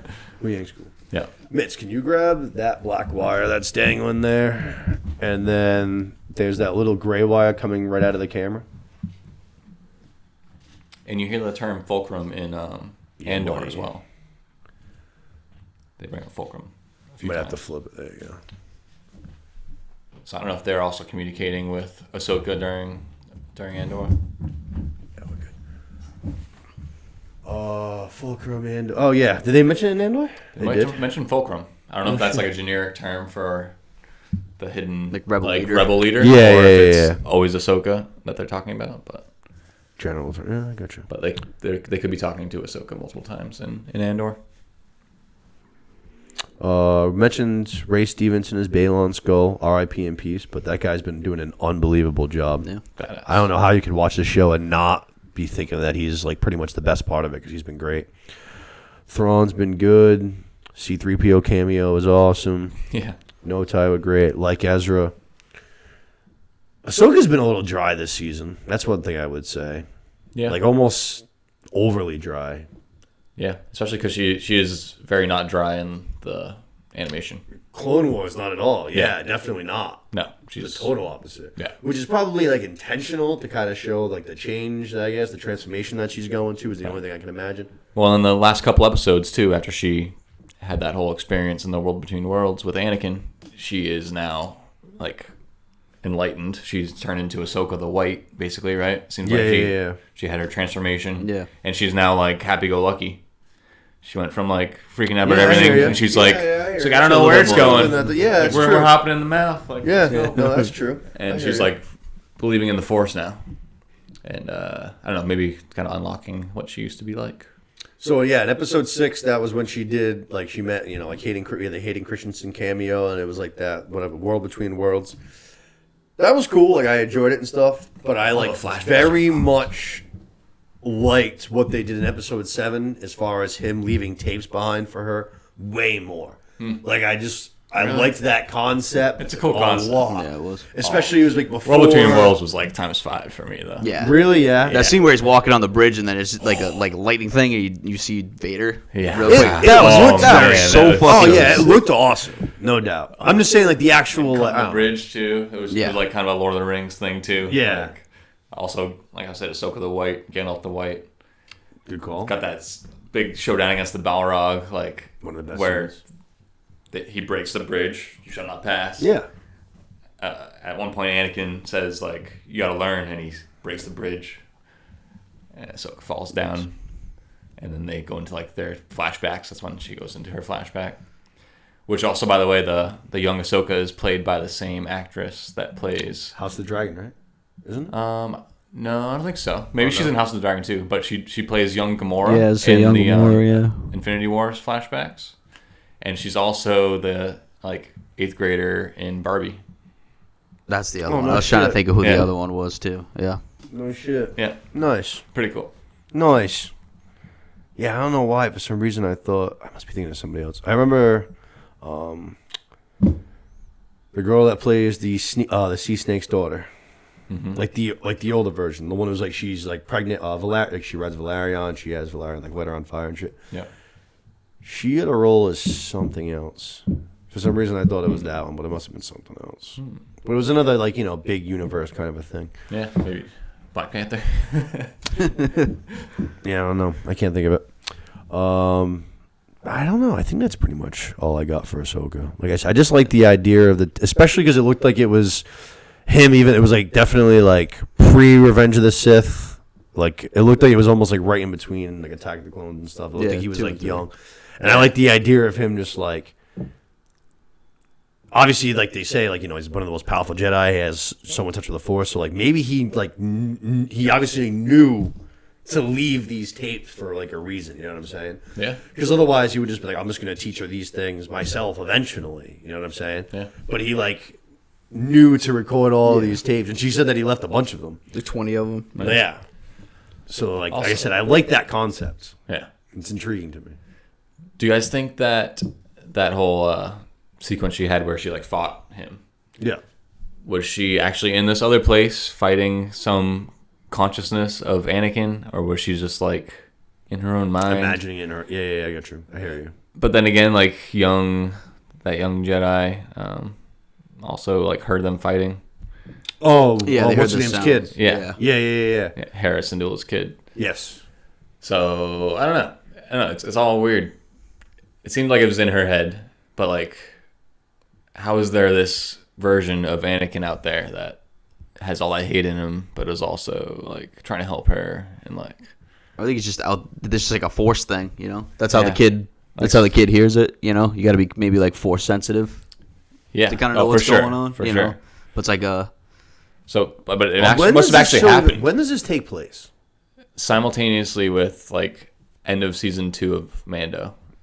Season 2 started season 3. So where I think like Post Star Wars Return was of the Jedi. 6 and 7. Yeah, they talk in this episode about Andor. Yeah, and that one episode that Ahsoka's in of Mando, which is like season 2, episode 6. Yeah. She takes that lady hostage that is her prisoner at the beginning of season 1 of episode 1. Yeah, I got you. I can't think of her name right now. The first episode of this season. Yes. I got you. I want to say like Elizabeth or something. What the fuck is her name? So, Darth Vader's already dead. Yeah, it's 20 plus years after Endor. Luke Skywalker hasn't been seen in forever. He probably hasn't had his whole thing with the Death Troopers yet. It's maybe happening like right now at the same time. Yeah. Although, yeah, I didn't even see like the rest of the new trilogy. Doesn't fucking Kylo Ren do some kind of shit and like kill a bunch of kids like Anakin does? That's still way later. It's even though. like before. Yeah, it's like Or before the before trilogy. Yeah, it was the Knights of Ren. Well, I was gonna say it seems like That's why Luke goes into exile because of that whole thing. I got. But that's still in terms of this. It's still a little bit. It's down the road. I got you. Yeah, because it seems like they're starting to try to again a few more Jedi together. It seems like we have a little bit of rebirth for the Jedi. Like just now, we had 3 of them on screen together. I feel like the first time for a while. Yeah. And then we know And that kid is another one, so that's 4. And during this time is when there's no Force, and where we eventually have movie 7, which is The Force Awakens, right? Yep. So, like, is something going to actually kill the Force during this Ahsoka show? Like, is that what Balin's doing, maybe? Is he trying to kill the Force? Yeah, a deeper thing. Yeah. Like, I don't fucking know. Like, what? Well, too. We have all these He Jedi did say that something are, along like, those lines, around. didn't he? Like he was trying to reset everything or something. Break the like chain that? kind Break of the thing, chain. yeah. Yep. Heroes and villains, and it just goes on forever. I'm not going to stop the wheel. I'm going to break Yeah, the wheel. or Game of Thronesy. They got their Dune in there with the... I've been rewatching Game of Thrones because Holly hasn't seen it, and it's been very enjoyable. I bet. On episode 1 of season 3. Oh, shit. Season 3. Season 3, yeah. Peak. Season 2 was Blackwater and shit. So Blackwater's awesome, Yeah. but season 2 kind of stinks. If like to be honest, Oh. yeah, like, I just got done like rewatching it, and like season 2, I really hate Daenerys' storyline. So that like is a big thing. Like I really, that one really hate her sucked. storyline. Yeah, that one sucks. Yeah. They're like hanging on to Khal Drogo while he's dying. No, that's the end of season 1. Season 2 is when she goes to They steal our dragons and all that. Is it Karth. Karth, yeah. Zerozon and Doxos. And yeah, they steal her dragons, the House of the Undying. You guys broke. Yeah, This that vault has, like, no fucking- money in it. she's almost That yeah, one it's- sucked. Yeah, her storyline sucks. Jon Snow's storyline is okay. Rob is starting to lose his men because his mom like gives away the Kingslayer and He's shit an like idiot. that. Yeah, he marries that piece, Lisa. that piece, that absolute weapon. That piece of Talisa. I don't know. There are some parts that are okay. Like Dion's storylines are all right, I guess. That's like when he goes home and then he like takes Winterfell and shit like that. Yeah, I don't know. I think that's all good shit. There's some good stuff. But I don't know.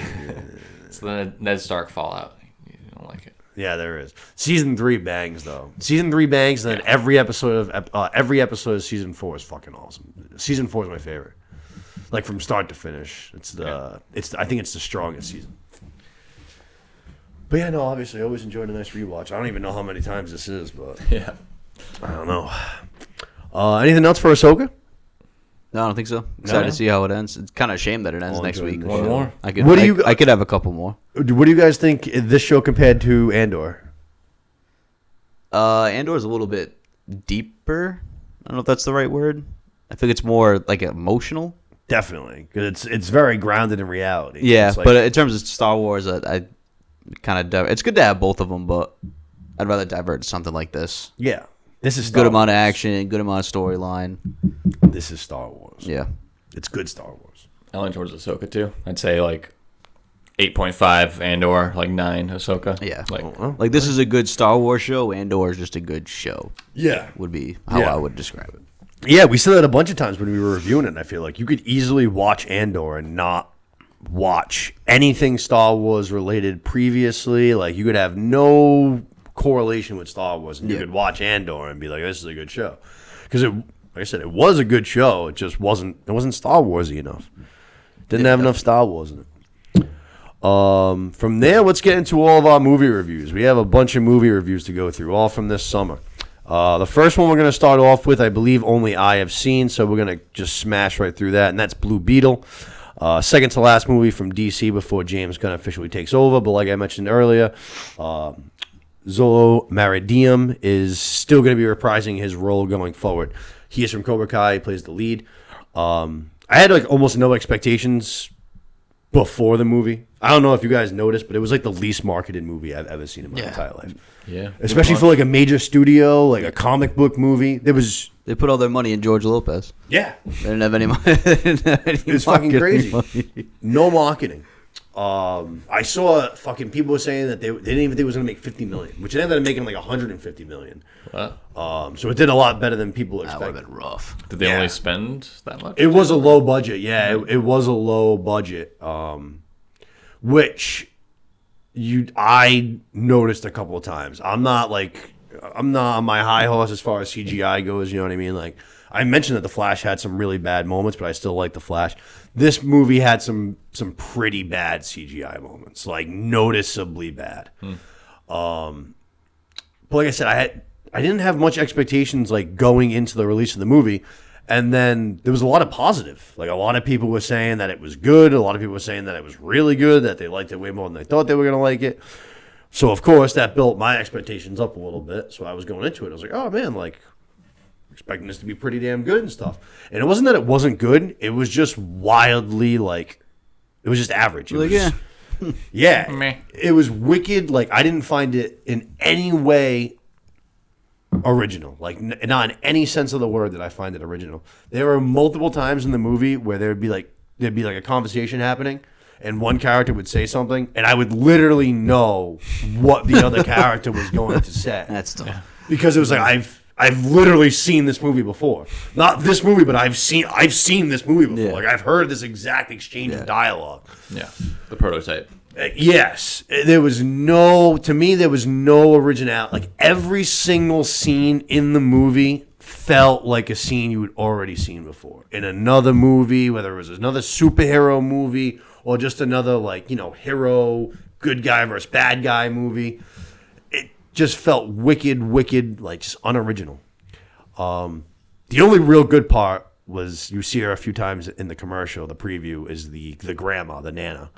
She's used as, like, the comic relief, but she's fucking awesome. She's fucking great. Like, she's like, you know, they make her look like, oh, she's Nana, and then it turns out that she I don't know if it's in Mexico or Colombia or wherever, but she grew up in, like, war-torn rebel civil war, like, and she was a rebel. Yeah. So, like, at one point, she, like, her hair's, like, all, like, up, like, you don't even notice it. It just looks like it's in, like, a pony, like, not a ponytail, but, you know, like a little bun thing. And all of a sudden, she, like, lets it down. It's just, like, two long-ass, like, braids. And she's just, like, all fucking, at one point, she's got, like, a fucking, like, a Gatling gun and shit like that. Oh, it was very funny. It was very, very, very funny. So, like, that part I did enjoy. Her character was very, very funny. But the rest of it, I was just like I said, it was meh. I watched it. It wasn't like I didn't hate it, but I gave it, like I said, I gave it a 6.9. Which, if you've seen me on this podcast, I give things a pretty good score most of the time. That means that movie's mediocre as hell. It was. It was wildly mediocre. Definitely not my favorite. And honestly, even though I like Zolo and I like Cobra Kai, I like Miguel's character, I did not love him in this movie. I don't think he's the most talented actor on the planet. Ooh.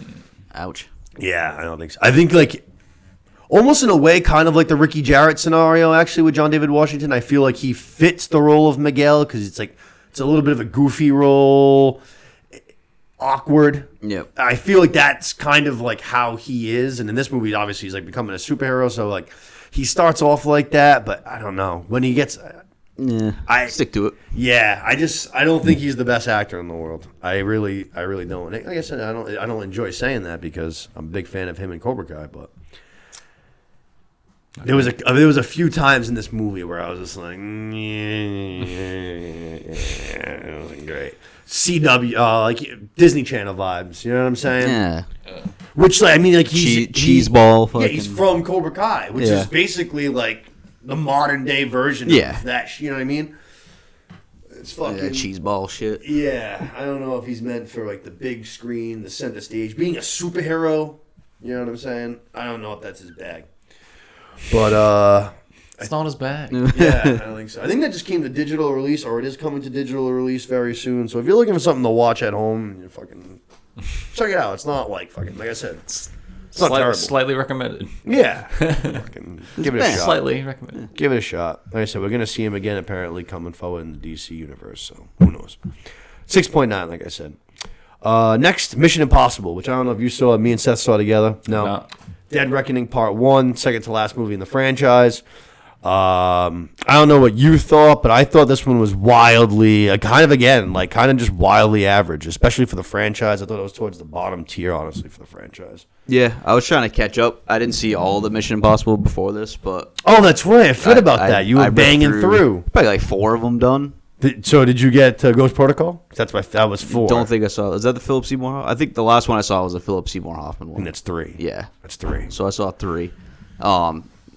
Yeah, I mean, this was just one to just like, just summer movie, just go and just mow down some popcorn For and sure. just watch this. Oh, no doubt. Like, if I were to watch it a second time, like, at my house, anywhere, I'd probably have that same sentiment.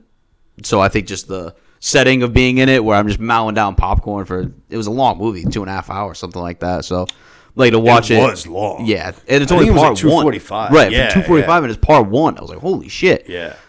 Definitely could have trimmed. So just the setting definitely helped, trimmed. but I mean, it's your Mission Impossible. Like, that's just the setting you should watch it in. So I just feel like it was kind of helped me out wildly forgettable. Like, there's not the first 45 minutes of the movie was actually like my favorite part. I actually liked the opening. Rebecca Ferguson, who's in Dune, actually, she's the mom from Dune and a few other things. She's in that Silo show. Her character was badass. The eye patch, she's fucking sniping guys in like the desert. Yeah. While Tom Cruise is fucking running and gutting through, and that scene was awesome. Yeah. That was very early in the movie. And that was my favorite scene in the movie. That part was awesome.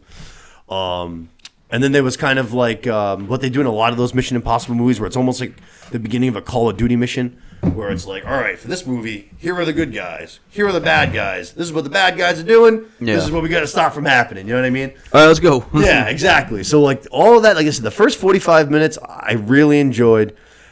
Obviously, the big scene, there was a ton of buildup. There was like the 20-minute YouTube video. It's Tom Cruise riding his motorcycle like off the face of the cliff.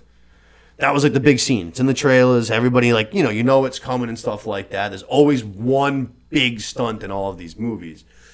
And I felt like I was wicked excited once you knew when it was starting to happen, you know what I mean? Yeah, and now that I you like say sat it. up in my seat. Yeah, right. It was underwhelming. Yeah, now that you say it was kind of underwhelming. It was wicked short. Yeah. It was like over and done before you even blinked. So that was kind of a letdown for me. And it wasn't just because you've seen it over and over in the trailer. No, that wasn't the letdown. Is that I saw it in the trailer. Yeah, this was just all together. Like, I was like, well, even we're talking about it now. I mean, you saw it what, June, July? It came out. July. Yeah, like I got to dig deep into my memory bank on things like. So going back to what you're saying about just being it's forgettable. Kind of forgettable. Yeah. I'm like trying to shovel in things that I was remembering from that, and it's not the easiest. No, that's why. So Ghost Protocol is my favorite, but I think I think the stunt. So that's the one where, even though you haven't seen it, that's the one where he's like climbing the skyscraper. I think. Like, I think it's China or Japan or some shit like that. But the scene's fucking incredible. It's him climbing a fucking skyscraper, dude. Like it's one of those scenes. Like you look down, dude, and your hands are like they're pouring sweat. Yeah. Like it's like. Have you seen the Mission Impossible? Have you seen? I've seen the one with Henry Cavill. That's it. Okay, so that was Rogue 6 Nation or Ghost Protocol. No, that wasn't Ghost Protocol. I think it was Rogue Nation. I think it was 6. Because this is 7. I think it was the one before this one. Yeah, it was the one before this one. That one was okay. That one was pretty good. That one was pretty good. That was good. Yeah, that was pretty good. But yeah, I don't know. This one just.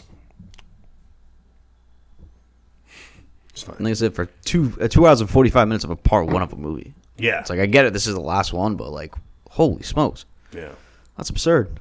Yeah, no, I feel you. Jeremy Renner is also in Ghost Protocol. He's a good part of that movie too. That's also another reason why I really like that one. He's good in that movie. But like I said, the scene, the climbing, that stunt is fucking awesome. That's definitely my favorite one. This one like I said, I sat up. I was all excited for it. Just kind of left me very underwhelmed. But I don't know. Like I said, it was fine. I'd watch it again.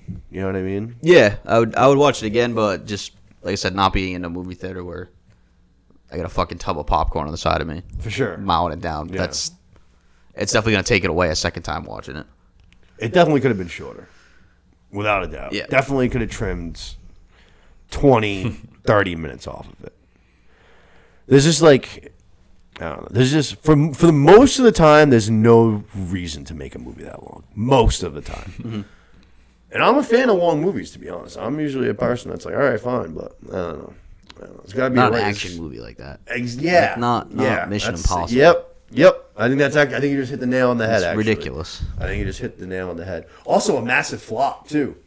I did read that too as well. It was to break. So the movie I think cost it was like 300 or 350 million to make, and then the marketing budget total came out to like 600 million just to break even. And it finished at like 567. Ooh. Yeah. So it was a big flop, and it did terrible in the U.S.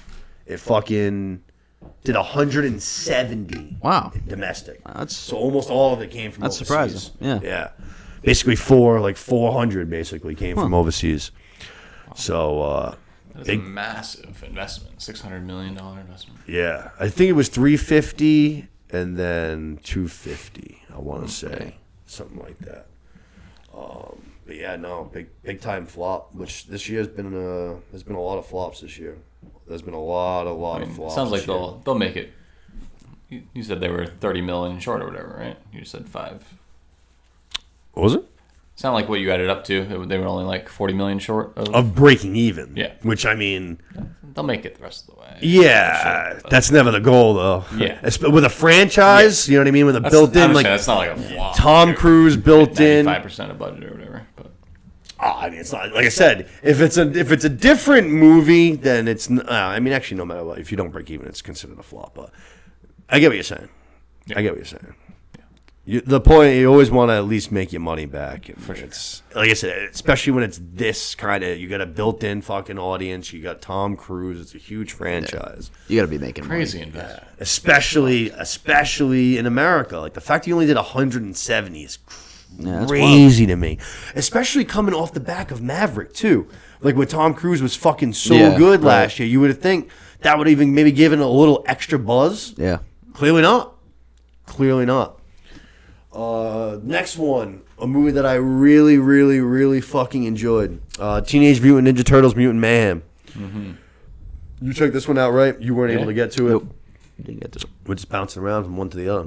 Perfect. Sweet. I liked it a lot. I loved it. Yeah. I fucking loved it. This is another one I went and saw myself. It was just me and then one parent with one kid and one parent with 3 kids. That was the entire theater, just us. Nice. Fucking, I got my ticket in the very back row, and then like it was like 2 rows in front of me and a little bit to my right is where the mom with her 3 kids were, and I was like, this is like a little like too close for me to rip my pen. I was like, you fucking garbage.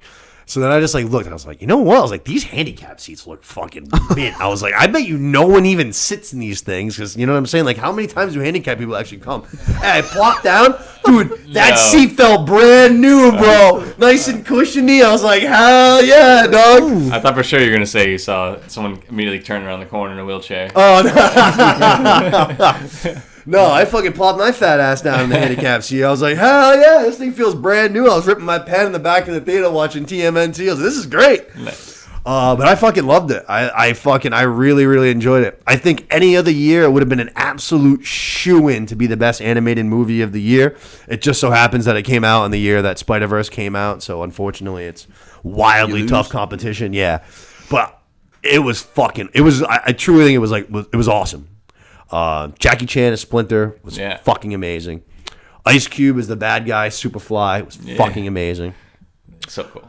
I loved that this was finally like a version of the Teenage Mutant Ninja Turtles that was teenagers. Like all of the live action versions we've ever gotten, they're always like they seem like they're fucking old. They seem like they're 30. They don't seem like teenagers. They don't act like teenagers. I was gonna ask, what's your experience with TMNT before this? What are you? I mean, I've seen I think pretty much everything. Okay, I'm not as into it, but I mostly identify with that first live action movie. Like the original trilogy. There's 3 of them.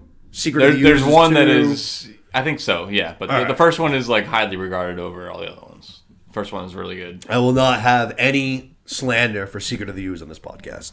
Okay. Secret of the Use was my fucking jam, bro. Okay. I've seen that movie like 2 billion times. That's the second one. Okay. That movie I think I only fucking saw the first slaps. one. The first one's good too. But I love the first one. Yeah, no, the first one's good. That's the one where like Raphael gets hurt and they have him like in the bathtub and shit. Casey Jones is the man. Yeah, Casey Jones has the like goalie Hockey stick. Yeah. That was him as I did his costume for Halloween one year. Nice. But yeah, no, the original trilogy fucking slaps. I guess that one they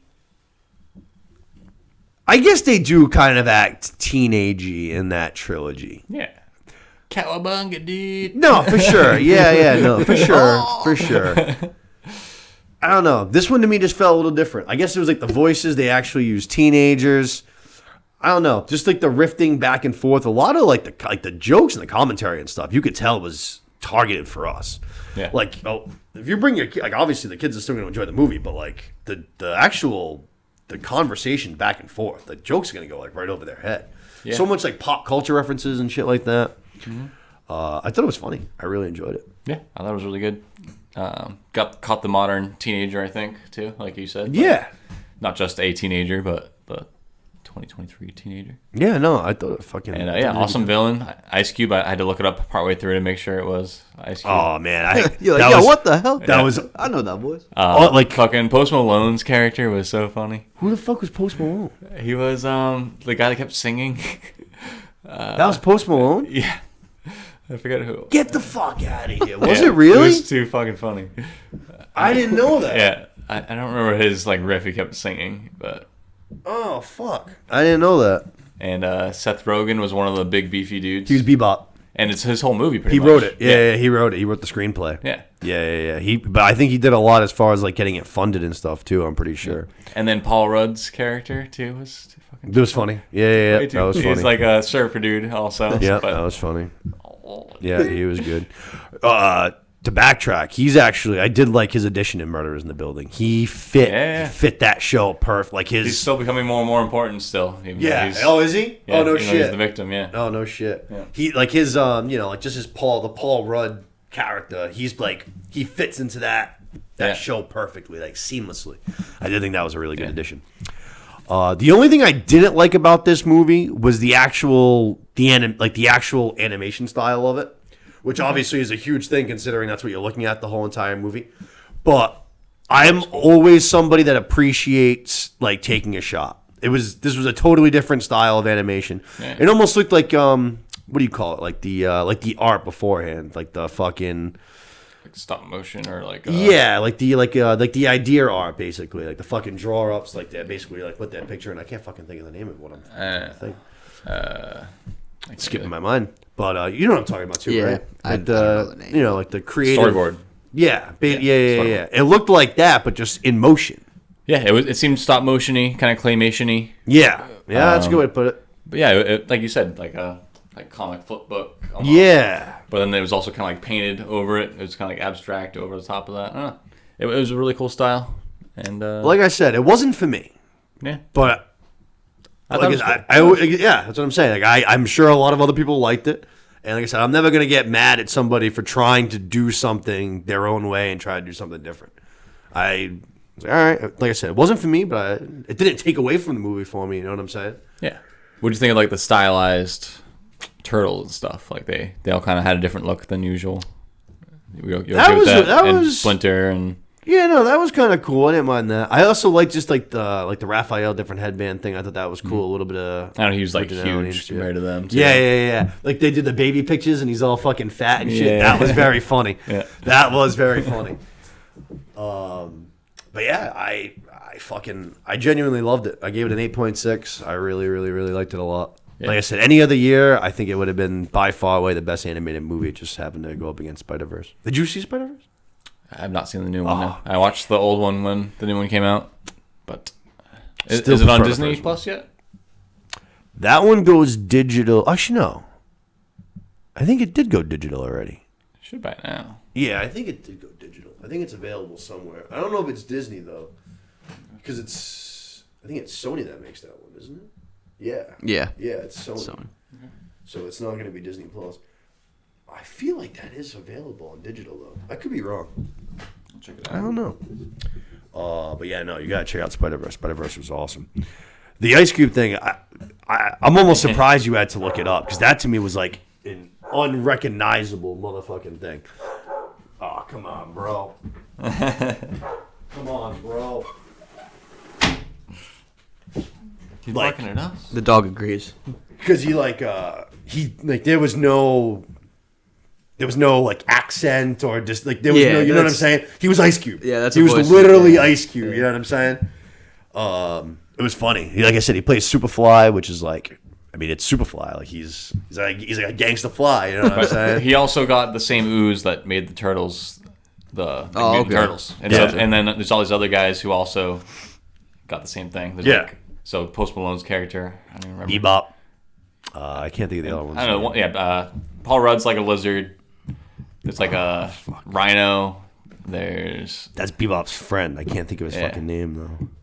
They're like a but- tag team. So they're all equally affected by the same ooze, and they seem like they might have some history going forward after this. I love Teenage Mutant Ninja Turtles. They were one of my favorites growing up as a kid. I loved them. What about you? Ninja Turtle guy? Not my favorite, to be honest. I never really got into them. It's Yeah. not that I didn't watch it and was like, oh, this sucks. I just, for some reason, always found myself watching other things. Yeah. Besides them. Just wasn't in your radar. Yeah. I hear you. Yeah, no, I love those original movies. And then the cartoon was really good, too. Like, the animated series was fucking bomb. I love the animated series. I had a fucking shit ton of those action figures, too. I think that's all I got for TMNT. Luke, you have anything else? No, I think it was great. I can't wait for the second one. Yeah? I'm Would sure- you, see what they get to the plus. what'd you give for a rating? Would you high, low? Yeah, I'd say 8+ for sure. Yeah. That's what I Yeah, said. I had definitely watch 8.6. it. 8-1. 8-1. It was just a fun time, like just a good time. Yeah, that's Show it to the point. Yeah, I really enjoyed it. Spooky season, new horror movie. Talk to me. Got really good reviews. People are loving it, saying it's the best horror movie of the year. To be honest, though, I can't really, aside from Scream, think of too much that it's been going up Yeah, against. what the this hell year. is it compared to? Yeah, I can't really think much. I don't Which even know if honestly, I that- like don't- Scream. Yeah, I don't even think that Evil Dead one was this year. The one I just watched. Evil Dead Rise. that's a good call. I don't think that was this year. Yeah, it could have been last. Pretty year. sure that was last year. Could have been. I'd have to look that up. I can't, like I said, aside from Scream, I can't even fucking think of anything else. At least something else that was good. Yeah, right. There might have been some other fucking trash mixed in there. The Jennifer Lawrence movie wasn't horror. It was more comedy.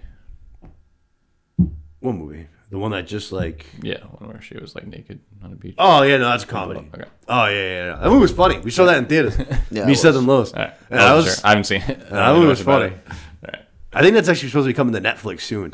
Which that movie's gonna clean up on Netflix. Yeah. That movie's gonna fucking be at the top of the Netflix. I'll polish shit. the rest off. Yeah, for sure. You can tell that's people are gonna eat that one up. It was funny. I enjoyed it. It was. It was also like you needed it. Like it's Yeah. been so long since we saw a fucking real comedy in the goddamn theater. It was fucking. It was Be great. nice to bring that back. Yeah. Like I said, people have been saying the best horror movie of the year so far. People have been really, really liking it. I enjoyed it. I definitely liked it. I thought the lead girl, Sophie Wilde, who apparently she doesn't have much on her IMDb page. She seems like she's gonna be up and coming. I think she's definitely gonna be getting some roles after this. I thought she was. I thought Yeah, she she did was very good, very, yeah. very good. Definitely creepy. If you want to like date back to the last couple years, I wouldn't have it as high as I've had a few horror. Like last year, I thought was a great year for horror because we had X and Pearl in the same year, and then we had Barbarian as well, which I thought all three of those are bangers. So I wouldn't have it quite on that level, but I still really enjoyed it. Definitely had creepy parts to it. typical horror movie in the sense that it wouldn't have happened if you just didn't have outrageously stupid teenagers, just the dumbest kids of all time. You got to have that with horror movies. Yeah, though. you really do. You need that boost with horror movies. That's why they're in the horror movies, because they're so dumb. The smart kids are not in horror movies. Yeah. You know what I'm saying? Yeah. Fucking, but no, it was creepy. Yeah, creepy. Good, perfect level of creepy. Over the top. I like the over the top stuff where I'm bugging out about it. I don't want to sound like a pussy, but I don't want to You did sound a little bit like a pussy. I want to be able to go to bed calmly at night. I want to be able to go to bed. But had a good amount of jump scares too. It wasn't like a foreign film or anything, right? Did they just happen to all be Australian? I believe so. Yeah, I think. I don't know if they maybe not actually. It could be originally an Australian release. You know what I'm saying, that second tiered over here. No, I thought it was very good. The only thing I didn't like, or earlier in the movie, without giving it away, the main character pretty much lays out to you what's gonna happen, and that kind of sucks. She has one or two lines that basically tell you what's gonna happen. Yeah, but you don't catch it the first time. I didn't realize it too until somebody said it afterwards. But besides that, it got my attention. I get what you're saying. It was fine. Yeah, it was a good movie. Yeah, I liked it. Speaking of, we've been doing a lot of numbers. $4.5 million to make, made 70 in the box office. That's wow, hell yeah. Horror movies do good a lot because they cost so little. Low to make. budget, low fucking budget. So if you turn out anything, you're gonna make a big. Only a few characters, only a few scenes, sets. Yeah. Yep. Did you guys see X and Pearl? I fucking feel like I talk about those two movies on here all the time. What ones? X and Pearl. No? No. Oh man, those were both last year, and they're incredible. X is the one where it's they shoot pornos or something. They're shooting. Oh yeah. Jenna Ortega's I know of in that it. one. Yeah. That, so X was the first one that came out, and then Pearl is a prequel to X that came out 7. They filmed them back to back. So there was only the first one I think was either January or February, and then the second one was September. Okay. I want to say it's 8 months later or something like that. Cool. But Mia Goth, she's in both of them. So she's whatever, one of the girls that's making a porno, say in the first one, and then in the prequel, she's playing a different character that's in X that's older. So she's playing the younger version of her. But she's awesome. Yeah, Yeah, would have had a level to that. Yeah, once you I don't know. If you watch it, it's not. You know what I mean. You'll get it pretty easily. Yeah. But she's gonna be. I think especially she just got added. I think I said it, but she got added to the Blade casting.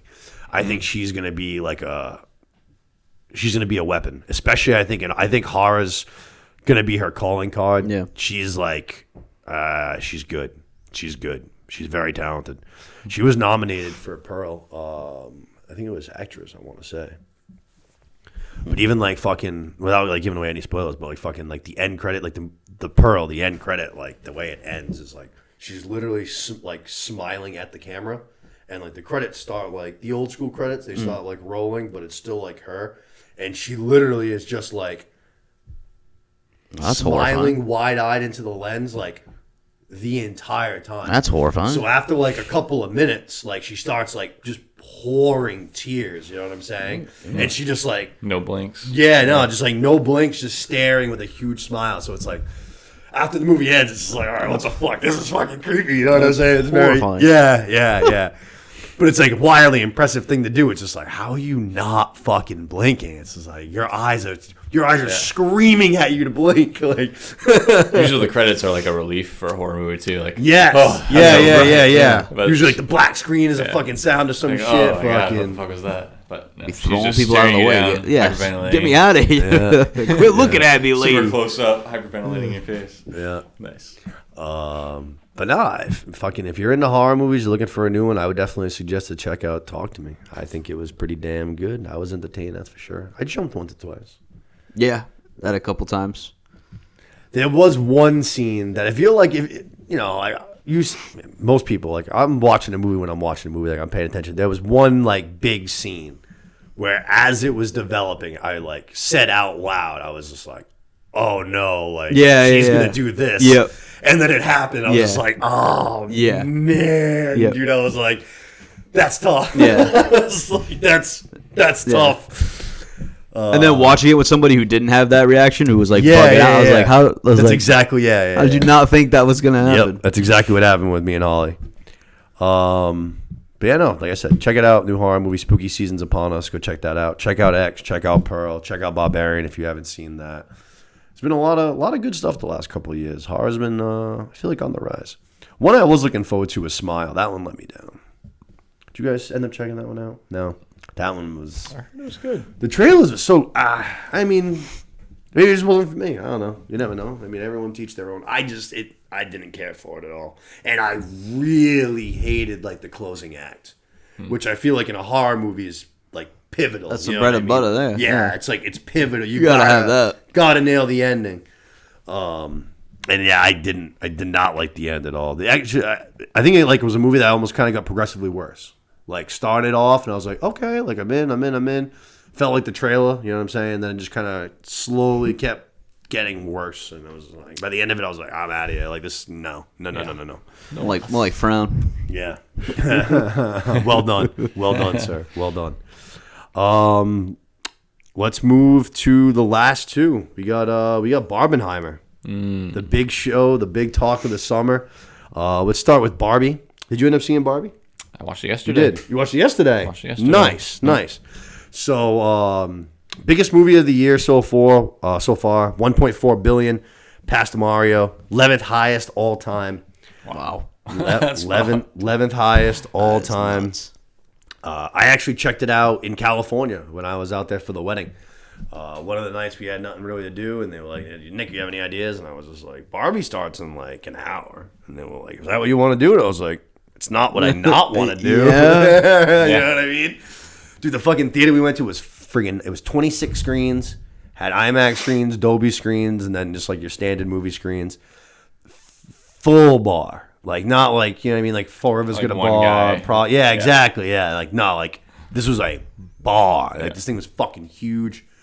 And then the concession line literally looked like something out of a stadium. Like, we're talking like, wow. It was crazy. But it was cool. It was a cool experience. Like it was even a couple of weeks after the movie came out, and my theater was hooting and hollering, like, Yeah. which I love that shit. Yeah, like, I we went and saw say- Spider-Man: No Way Home, and Yeah, it was an added aspect for me of this movie too, because I saw it one of the first couple of days, and like girls were dressed up, like pink. going nuts, Yeah, dude. yeah. There was one girl; she literally had a coat that had like all Barbie hair, like along the. It was Like like a the wig? It was like the fur of the coat. Yeah, I'm describing it, and it sounds like creepy. It's like she wasn't like just taking the heads off of dolls and like putting them on there, but like it was just like they were just like. The ladies went nuts for this one. Like they dressed up. It definitely added to it a lot. Like there was some interesting looking characters at the movie theater when I was there. yeah, there was definitely some pink too in my theater for sure. They had like out like in the lobby, they had like the Barbie box too. So I definitely climbed in there. I got a picture of that. I might have to throw that up on the Instagram. Yeah. But I don't think this would be a surprise to really anybody. I fucking loved it. I thought it was awesome. I agree. I fucking was cracking up for the majority of the movie. I thought it was very self-aware, which is, I love that. Like, not even just for movies. That's one of I say self-awareness is one of the keys to life to me. Like, know what you can and can't do and just fucking be self-aware. And after this movie nailed that out of the park, I will watch Ryan Gosling do basically anything. Like, watch Ryan Gosling take a nap. Sure, I'll tune in and I'll watch it. Like, he's my guy. He is my guy. He's my number one. I absolutely love him. He's the most beautiful human on the planet. I'll watch him do anything. He, to me, was the best part of this movie. God, he was I so don't think it would good. be any surprise. He was He was unbelievable. so good. He was unbelievable. Yep. He was cracking me up the whole time. Mojo Dojo Casa House. That was my favorite. Every time he said that. The idea of him like formulating his vision of what a man is based off of Sylvester Stallone photos is fucking hilarious. Like, just whoever like thought of that, like that concept is fucking hilarious, dude. Yeah. As soon as he showed up in the Minx coat and the bandana, I was in tears. I was like, this is fucking great. Horses. It's like as soon as I Obsession found- with horses and like As soon as I found out patriarchy wasn't about horses, I was kind of out of it anyway. It's like, I get you, man. That makes sense. Yeah, I get you. I connect with that. Oh shit! I just ordered the I am Kenough sweatshirt, Oh, no like way. the fuzzy tie dye. When I saw that, I'm like, that's something Nick would wear. That's Yeah. literally what I thought. Like, Nick needs that. It's on the I just way. ordered it a couple Is days it ago. fully fuzzy? Oh yeah, Just it looks like, yeah. I saw Nice. so it's like one of those like like you got to order it and then they make a bunch of them and they ship them out, so it takes a little while. But one of the guys who works at Barstool ordered his apparently like right from the jump, and he posted a picture of him the other day, and he was just And purchased. yeah, he was like, "This is It's gotta be $100 it's bucks. everything that you We're want." the I think hype. it's like $6. I think it was $60. All right. It's $59.99. Not honestly. terrible. Just normal expensive sweatshirt. Not, Yeah. Not stupid expensive. Same thing as anything else. Yeah. I can't wait for that to come in. I'll be wearing that all winter. It'll be fuzzy as hell. You are Knuff. I am Kenough. Yeah, you dude. are. The fucking the song that he does was fucking awesome. I'm Ken. I'm Ken. I think that's what it's called, right? Is it I'm Ken? Yeah. Fucking Anywhere I'd hilarious. be a 10. Yeah. Like, he was so fucking good. This movie's in the category of, like, if you don't like this movie, you just have a huge dump in your pants. Like, this is in the Oh, dump in your man, pants dude. category if you didn't like this movie. Like, get a fucking sense of humor. Yeah. This movie was wicked good. Nope, I hear that. Entertaining as hell. I hear that for sure. I feel like if you didn't like it, it's almost because you're Yeah, you Yeah. got a dump in your pants. you got a fucking big You're dump still in your kind of pants. stuck in that like, oh, it's a Misogyny. it's a bar, yeah. Yeah, like, bro, dude, get the fuck out of here, bro. The part when the Grown ass woman dresses Barbie, dude. What are you talking about? You're misogyny. I mean, they fully addressed that the whole Yeah, right. movie. Yeah. That's what it's all yeah, about. it's like underlining messages the whole time. Yeah. I can't remember the exact line, but when the commentator, like the narrator of the movie, says something along the lines of like, she's like an ordinary girl, and he's like, so the creators of this movie probably shouldn't have casted Margot Robbie for this role. Yeah, right. I was like, that's what I'm talking about, the self-awareness. I was like, that's hilarious. Yeah, Like, that's she's fucking full great. It's like I usually look perfect. Yeah. And she still looks fucking 9.9. Like, yeah, this isn't really coming across very well. Yeah. As always, Michael Cera was great. He was awesome as his Alan. character was, Michael was Cera so was good great. too. Yeah, he was wicked funny. The narrator was awesome. The narrator was Yeah. super funny. Kate McKinnon too. I liked her character a lot too. She was the She's the like witch. ugly Barbie. Barbie. Yeah. She was good. She was good. We mentioned it earlier, but Shang-Chi, Simu Liu, he was one of the Kens. He was really good in this. Oh man, the fucking John Cena cameo too. That was That very was- funny. That was so hysterical. One of my only real complaints with the movie was that I thought it started funny with the Will Ferrell scene, like when they go into, like they're in the actual, like the tower, whatever you fucking Yeah, skyscraper the Hasbro building and yes, yeah, that I thought was funny. yeah. And then it kind of got played out. I feel like Yeah, by the there end of it, was- when they go into fucking Barbie world and they're like Yeah. running around, I was like, all right, this joke is running its Yeah. course for me. I was like, too much Will Ferrell. Yeah. That would be one of my Brought all only complaints. 15 guys in the Yeah. suits, all on the 15-person bicycle and stuff. Yeah. Yeah. I think that and like the Still overall good. America Ferrera like crossover thing, it was like almost too much of. Or like I remember there was like one point in the movie where it was like all that was going on at once. Like you had Ken going through what he was going through, and then you brought in America Ferrera and her daughter. Yeah. And then it's Barbie, and I was like, at one point I was like, whoa, like there is just Yeah. way too much going on. Yeah, I hear you. So like, I'm not saying get rid of it because obviously you couldn't have done that, but there were just a couple times. That was like really the only gripe I had was that there was a lot of shit going on, Yeah. just like mixed into one. So like it kind of got a little sloppy during that, but that's I'm nitpicking here. I hear you. For those that like sex education, I don't know. You guys have watched? I know you haven't, right? No, Netflix. No.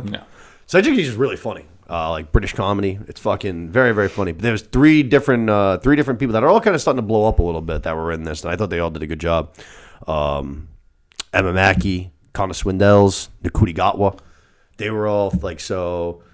There was one of the Kens. He was like a young black kid. He had like a headband on. So him, the guy that goes up to Will Ferrell's office. He's like the peon working at the company. Him, and then one of the Barbies, one of like the main Barbies that they show a couple times. I don't even really know how I would describe her, but she's one of the main ones. All three of them from Sex Education, which is, if you're looking for like a comedy to like just kind of throw on and laugh at, it's very funny. Show or movie? It's a show. Yeah. The fourth season actually just came out last Thursday, which I haven't dove into yet And the only reason I haven't is because I actually have heard not so much great things about this last season. So I kind of almost don't know if I want to ruin what I have in my head in the show. You know what I mean? Because it's very funny. It's it's like very raunchy British com. You know what I mean? So yeah, if you're looking for a comedy, I'd say check that one out. But Barbie, I thought was awesome. Like I said, I gave it an 8.8. I fucking loved it. I really, really enjoyed it. I had fun the whole time I was watching it. I would definitely watch it again. It definitely got a little bit of added boost for me because Ryan Gosling's in it. But I can admit that openly. Even if you don't like Ryan Gosling, like I feel like he like stole the show, but like, it's like he was doing his usual thing. He just killed the role. Like, it was nothing like any role he's ever been in before. Well, he's not he's not a comedian. He is not necessarily like funny, but his comedic timing is like impeccable. Like he does it in like all the things that he's in. Basically, he did it in this. He does it in Crazy Stupid Love. Like his timing is perfect. The way he like delivers lines is like I said, he's not necessarily funny, but the way that he like delivers shit is very funny. Like he kills it. It's honestly very similar to I think like John Cena. Like John Cena is not somebody who's like overtly funny in his own right. Yeah. But his timing, especially his Peacemaker, his timing is like impeccable. Yep. And I feel like Ryan Gosling has a lot of that same thing going on. Yeah, very, very much so. I feel like he nails that. You know what I mean? Like you wouldn't fucking. He's not Will Ferrell or Vince Vaughn or fucking whoever. You know what I mean? But like he has his separate ability to be funny. Like I said, through his delivery, the timing of it. He's very, very, very good at that. Yeah. It's odd that probably the funniest guy in the whole movie is like our gripe. You know, like going into it. You know, like the funniest person. Oh yeah. I mean, he's obviously. I mean, he's had a fucking abysmal run for. I don't even know how long. Yeah, now. He's been going through it. He's been going through this. Oh yeah, no, like I said, he started off. I thought it was very funny. I thought just the joke got played out, but that's not him. It's not like he fucking shows how much he's in the fucking movie or not. Yeah. But yeah, no, it's not like he's supposed to be a real threat. There's no like real drama. There's nothing to really be worried about the whole movie. Which actually, just in a way, like watching it play out, you know, almost goes to like him being in it more than he needed to. Because like you said, it's not like there's a real like, you know what I'm saying? Yeah, we don't really worry about it. It could have been. I think Barbie World. Sometimes less is more. Yeah. That would be my. That's how I would describe that cameo, I guess. More than a cameo. That's what I'm saying. Yeah. Like it should have been like a cameo. Yeah, you know what I mean? Instead, it ended up being fucking on screen 20-25 minutes. Yeah, just a little bit much. Like I said, 8.8. What did you obviously you liked it a lot? Yeah, 8.6 somewhere in there. Yeah, very good. Thoughts? Yeah. I think same range. Same. I thought maybe at the beginning they leaned too much into the Barbie stuff, like almost lost me at the beginning where they were doing all the inside jokes about like all the things that Barbie used to have. Yeah. See, even that I kind of thought was funny. It was fine, but they pushed it a little bit. Yeah. Like I feel like I have a longer tolerance than other people for that shit, and I was still getting worn out by it. But they turned the corner and did a great job. She's on the beach and it's like clearly like the Barbie like ambulance thing is like opening up. Yeah, all that shit. Just those first like they did like 3 songs in the first 20 minutes. Yeah. And like they were all all Barbie gags. You know, like it's like all they right. did 2 like very like I don't know most of these jokes you guys are making right now. Yeah. Like, but then it's going on and then you're like, does anybody ever think about dying? And you're like, yeah. Whoa. It snaps everybody out of it. Exactly. What the fuck? I just like came out of absolute left field. So maybe that was part of it. They were trying to lull you into the like, what the fuck is this? Dude, that shit was fucking done. You're like, oh my god, what? And dude, everyone just looks at her and her face is just like, yeah, let's just keep dancing. They just go right back into dancing. I'm dying to hear another song. Yeah, right. Yeah. Oh, it's homeboy done barking out there. Until he hears us again. Yeah, right. No shit. Get your mutt back inside your house. So Barbie, go check it out. 11th highest grossing movie of all time, highest grossing movie of the year. A couple of awesome performances. It was a good time. Damn good time. I enjoyed it a lot. Like Seth said, if you don't like it, you had a big poop in your pants. Dookie. Stinky one too. And let's close things out. Last but not least, we have Oppenheimer. I'm excited to talk about this one. It took me a little long to see it. Like I said, I went and checked it out in IMAX by myself. And 3 hours long. I heard that there was a lot of talking in it. And when I say that I was captivated for 3 full-blown hours, I mean captivated. Like, I didn't even... No low. The thought of even like checking my cell phone for any, I mean, I'm not normally like one to be checking my phone anyways, but you know what I mean? Like occasionally just like, oh, I don't know, fucking, anybody die? What time is it? I didn't even have like the thought to reach for anything beside like my candy or my pen the entire movie. Couldn't look away from the screen. I thought Christopher Nolan, as per usual, he shot the fuck. I mean, this movie is beautiful. Even though like it was a lot of like, there's a lot of just black and white conversations in rooms. There's a lot of shit that's not, and it looked fucking incredible. The back and forth is so good. So many great performances. Yeah, I can't think of a movie that has that loaded of a cast that has just the most phenomenally well-rounded acting ever. Like I would put it up there with like it might be the number one movie that I've watched with the whole entire cast and how their acting was. Everybody was unbelievable. Dude. Yeah, no, I couldn't even you. think of. I mean, you could name. There could be 5 or 6 people nominated for awards that I would put in the front runner to get it. No, I hear you. No, for sure. I'm trying to think of another movie where I'm trying to think of a bunch of like. Well, you know, like 3 or 4 or something. You know, they could name plenty of them that have that amount. You know, like Departed. You know, that's got 4 or 5 really good people. This is like 6, 7 good people. Even the science, like his scientists that are with him, like the people you don't even know, like the scientists that are with him and stuff. Yeah. All those guys were unbelievable. Like Wall Street instantly comes to mind. Blown away by it. Inception, another Nolan movie, has like 4 good. Yeah. No, for sure. Wolf of Wall Street's one that instantly comes to mind. That one's loaded. All Scorsese and Nolan.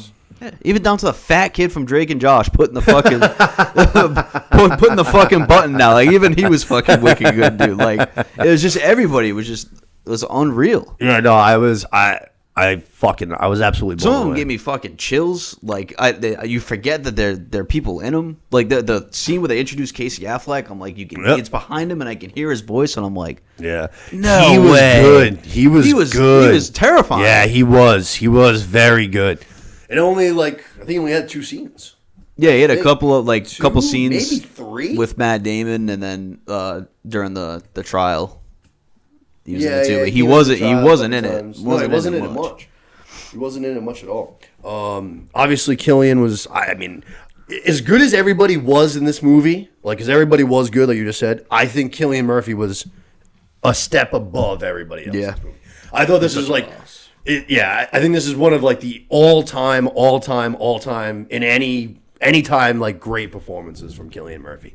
I mean, I thought he was fucking incredible in this movie. Yep. Also made me want to smoke a cigarette, which I love those roles. The whole movie just chiefing him down. Yeah. Every scene. Fucking Shelby. Yeah. That's another. He's always chiefing him down in that too. Obviously, Robert Downey Jr. was good. Emily Blunt was good. Emily Blunt's scene at the end, finally, after her character build up for the entire movie. I mean, you knew her tension was just building and building and building, and you knew she was gonna fucking pop at some point. Like how many times? 6 times? 7 times? 8 times? When she's in she was great. That scene was awesome. That scene, she fucking bodied him. Out of the wall. Yeah, she fucking bodied She him. got nominated just for that one scene right there. Yep. I actually just said to you, I was like, The Departed's overrated. That's a big part of one of the things I hate about the movie is that Matt Damon uses an accent. I'm not a Matt Damon guy. Matt Damon was good in this. I liked Matt Damon in this. I thought he did a good job. Yep. I'm not a Matt Damon guy. Huh. Yeah. The Bourne movies are good. I mean, that's what made me love Matt Damon. This first Matt Damon things I saw. Bourne? Yeah. Yeah, the Bourne movies are good. He to me, that's kind of always who he's always going to be is Jason Bourne. Yeah, that's the first thing I ever saw him in. It's Yeah. like, what? Yeah, those how are right good in he our is. wheelhouse. Yeah. That was when we were teenagers, action movies. Yeah, it was mid 2000, something like that, early to mid 2000s. Yeah, right when we were 12 to 15. Yeah, for sure. No, those are good. The Departed, I've talked about before. The Departed is a good movie. I'm not saying it's a bad movie. It's wildly overrated though. People talk about it like it's fucking Goodfellas, and it's not Goodfellas or whatever you want to compare it to. You know what I mean? It's up there. It's up there. Yeah. It's good. It's a good movie. It's a good movie. The town's better. I'll tell you that right now. Martin Sheen's Boston accent is. I got Departed over. It's so wildly much worse. annoying. So It's much worse. annoying. Than Matt Damon. Matt Damon's accent's so. I don't care what anybody says. It's just Matt Damon He's from is Boston. from here. So just talk like we talk. Just talk. I don't ever remember watching that movie thinking Matt Damon's accent was an issue. He had Just the same accent he did in Good Will Hunting. Again, if you're from here, you don't need to do an accent from here. Just talk.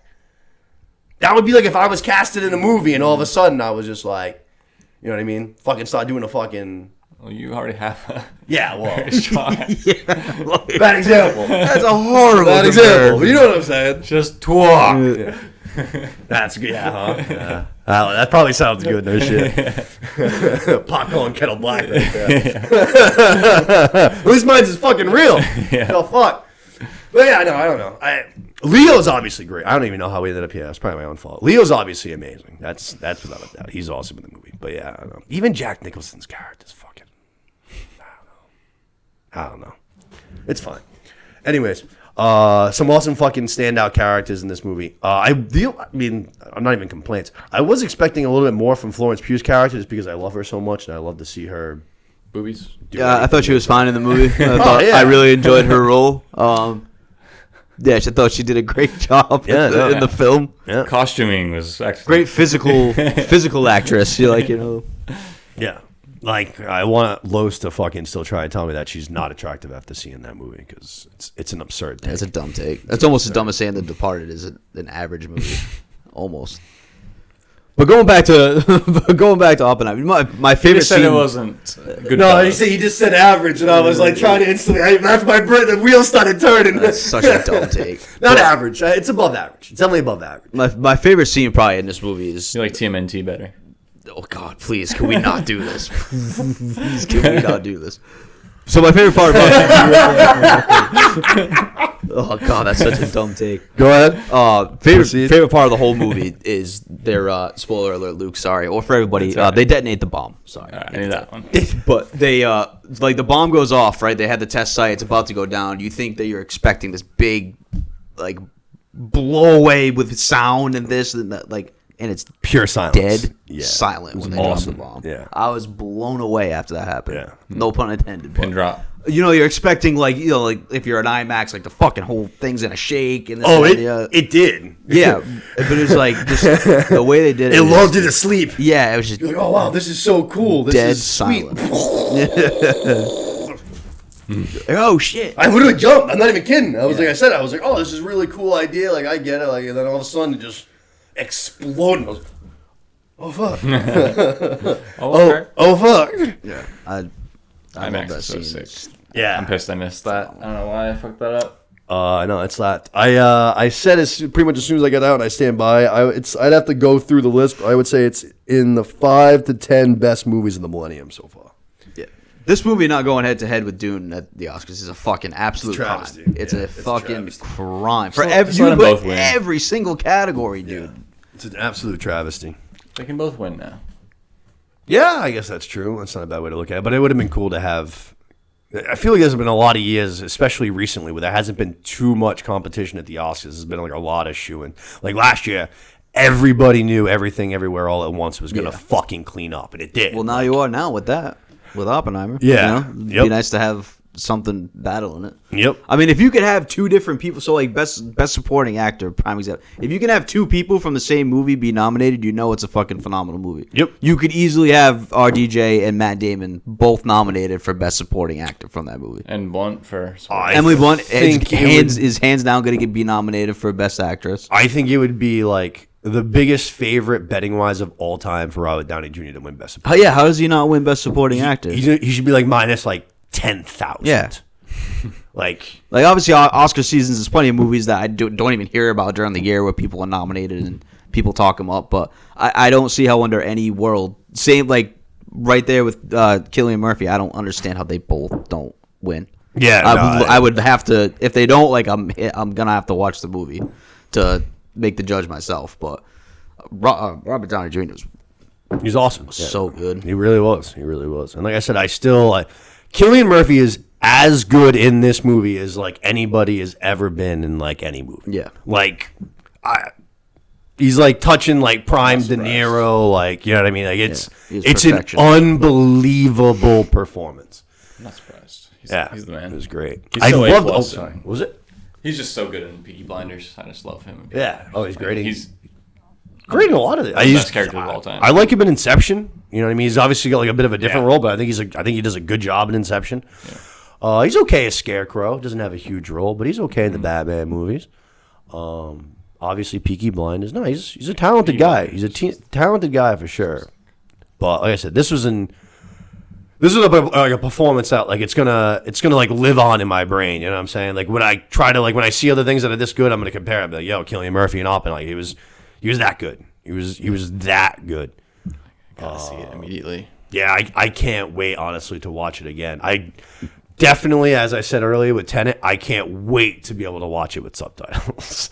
Yeah, it's definitely a good one for subtitles. I saw a meme. It was already a while ago. It was probably like, I don't even know, like 6 months ago. But it was just like, I don't even remember what it was. I think it was like a remote control, but it literally just said, it's like, how the fuck am I supposed to hear without my subtitles? Yeah. And I was just like, that is me, like to a T. Like, it's not even like I'm reading them all the time, but like this, like if any time I didn't hear exactly what they said, I just like shoot my eyes down and then just shoot right back up.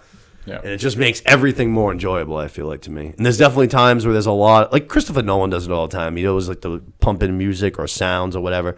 And it just makes it a little hard sometimes to hear the voices get distorted and shit like that. Yeah. So it's nice to have just everything written right there. So that's something I'm definitely going to look forward to. If you're watching for understanding, it's definitely worth it. Right. I feel like it does take away from the experience a little bit, so I avoid it unless I need it. But if you're trying to understand it as much as possible, you should definitely do it. If you don't use it all the time, then that's when it takes away, because like it's something that's just on your screen that you're not used to. Like I have them on for pretty much all of the time. Yeah. So it just doesn't faze me. The only time I ever take them off is basically for horror movies, and that's because sometimes it'll ruin like a scare, you know what I'm saying? Yeah. Like before, say like, I don't know, say like there's like a crash that's gonna happen. That's supposed to be like a jump scare. Before the crash comes in like audioly, and it'll say like in parentheses, crash. That's a bad fuck up. So yeah, so like for horror movies I turn it off. Yeah. But everything else I have them on for. So like I said, it like I don't even notice them unless I want to notice them, you know what I'm saying? Yeah. Like you said, if I'm always, everything I'm watching, I'm trying to fucking pay 100% attention to. So it's like anything I don't hear, yeah. So I am definitely looking forward to watching it again. I gave it a 9.8. Basically, it's up there. Yeah, basically perfect. Yeah. I mean, some people's takes were so dumb as to I haven't heard one person have a legitimate argument as to why they didn't like the movie. Like people were like, oh, I expected a war movie. I'm like, why? Like what did you think you were signing up for? Why? Or like people were like, oh, they don't show like the bomb getting, like the movie's not about the bomb getting dropped on Hiroshima. Like it's about the bomb and how Oppenheimer had to what he was struggling afterwards, like to get clearance. Right? Yeah. But like that's like, would you really want to see just a bomb get dropped and millions of fucking Japanese people get fucking eviscerated? Like that would have been your what's the point of that? You know what happens? Yeah, right. Yeah, and spoiler alert: they dropped the fucking bomb on Hiroshima. Like why? What? Yeah. I hate to tell it. They're just gonna randomly go for the first time in the movie to like fucking some little island houses, and people are just gonna be like, oh shit, and then all of a sudden they're just gonna all fucking die. Like it's Godzilla. Yeah, right. Like that would have been fucking weird as hell. People's takes as to why they didn't like it was just, like, oh, I was expecting a war movie. I'm like, all right, well, you didn't go to history. You didn't pay attention to what was going on. They showed the bomb. Like we saw the bomb. We didn't see the one that dropped on the act, but we saw the bomb. Yeah, it's. But yeah, no, I can't think of a recent movie that I've seen that I've enjoyed more than that one. At theaters, it's. Oh, actually, I can tell you the last movie I enjoyed more because it was barely fucking. It just happened. Maybe Guardian. Yeah, Guardians. No, I was gonna say, Dune was right there. Dune was right there. Dune was incredible. I don't even know why. I don't have to have this conversation anymore. Dune was fucking incredible. Like I can't wait to see the second one. As soon as the first one ended, the very first thing I said is I looked over and I was like, I can do 3 more hours. I was like, I can just roll it. Like I don't need to I don't need to pee. I don't need to refill my soda. Just hit the button. Give me more. Yeah, just go. I'm good. Ah, man. Straighten my veins. Yeah, no. Aside, if I go back from that, though, then it's a longer, by a lot, actually. Wolf of Wall Street again comes to mind, to be totally honest. What was that, 17, 16? Yeah, somewhere in there. Dark Knight was, what, 10? Yeah. Dark Knight was 10. Wall Street. I don't know. But still, I mean, that's Inception. like fucking 6 years. Inception, yeah. I would have Inception in there. This one's better than Inception, but Inception's right there. It's better than Inception. Yeah, it's better than Inception. It's better than Inception. Yeah. One of my favorite Tom Hardy roles. I love fucking Tom Hardy in Inception. Oh yeah. I love Tom Hardy in everything, but that's a great role. I don't think I have anything else for Oppenheimer.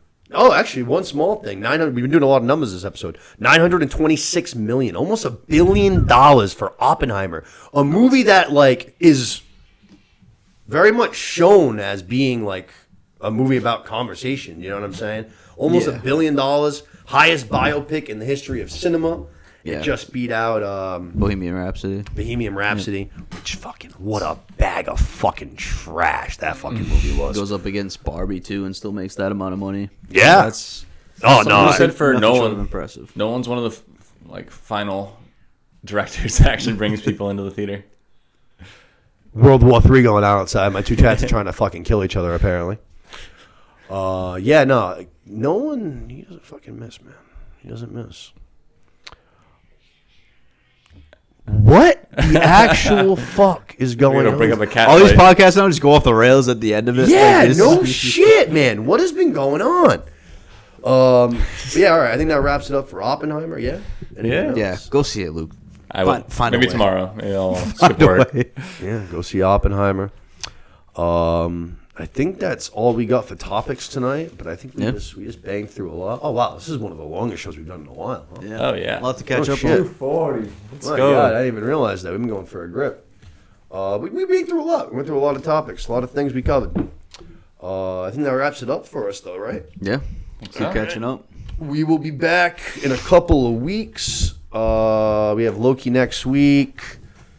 So maybe like 2 weeks. Maybe come back in after Loki, like episode 2. I believe that will end Ahsoka. So something like that, actually. Probably after the finale of Ahsoka.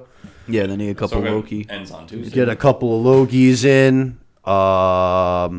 Flowers of the Moon. Flower of the Moon will be out too, so we'll be able to go nice. see that. Nice. So yeah, we'll probably, like I said, we'll probably be back in a couple of weeks. We'll have a nice fewer range of topics to go through. As always, thank you to my two lovely co-hosts this evening, Mr. anytime. Rogers, Lukey Kleinen. Thanks for having me. Of course. Thanks you guys for checking in tonight. Thanks for checking out the summer show. As always, I ask you guys to please subscribe, share the show around to your fucking fellow friends and family members. Like, comment, anything to show the show some love. Try to spread a little word of mouth. All of that helps a lot. But yeah, we'll talk to you guys soon. And as always, happy watching. See ya. Lukey, actually want to just go smash that.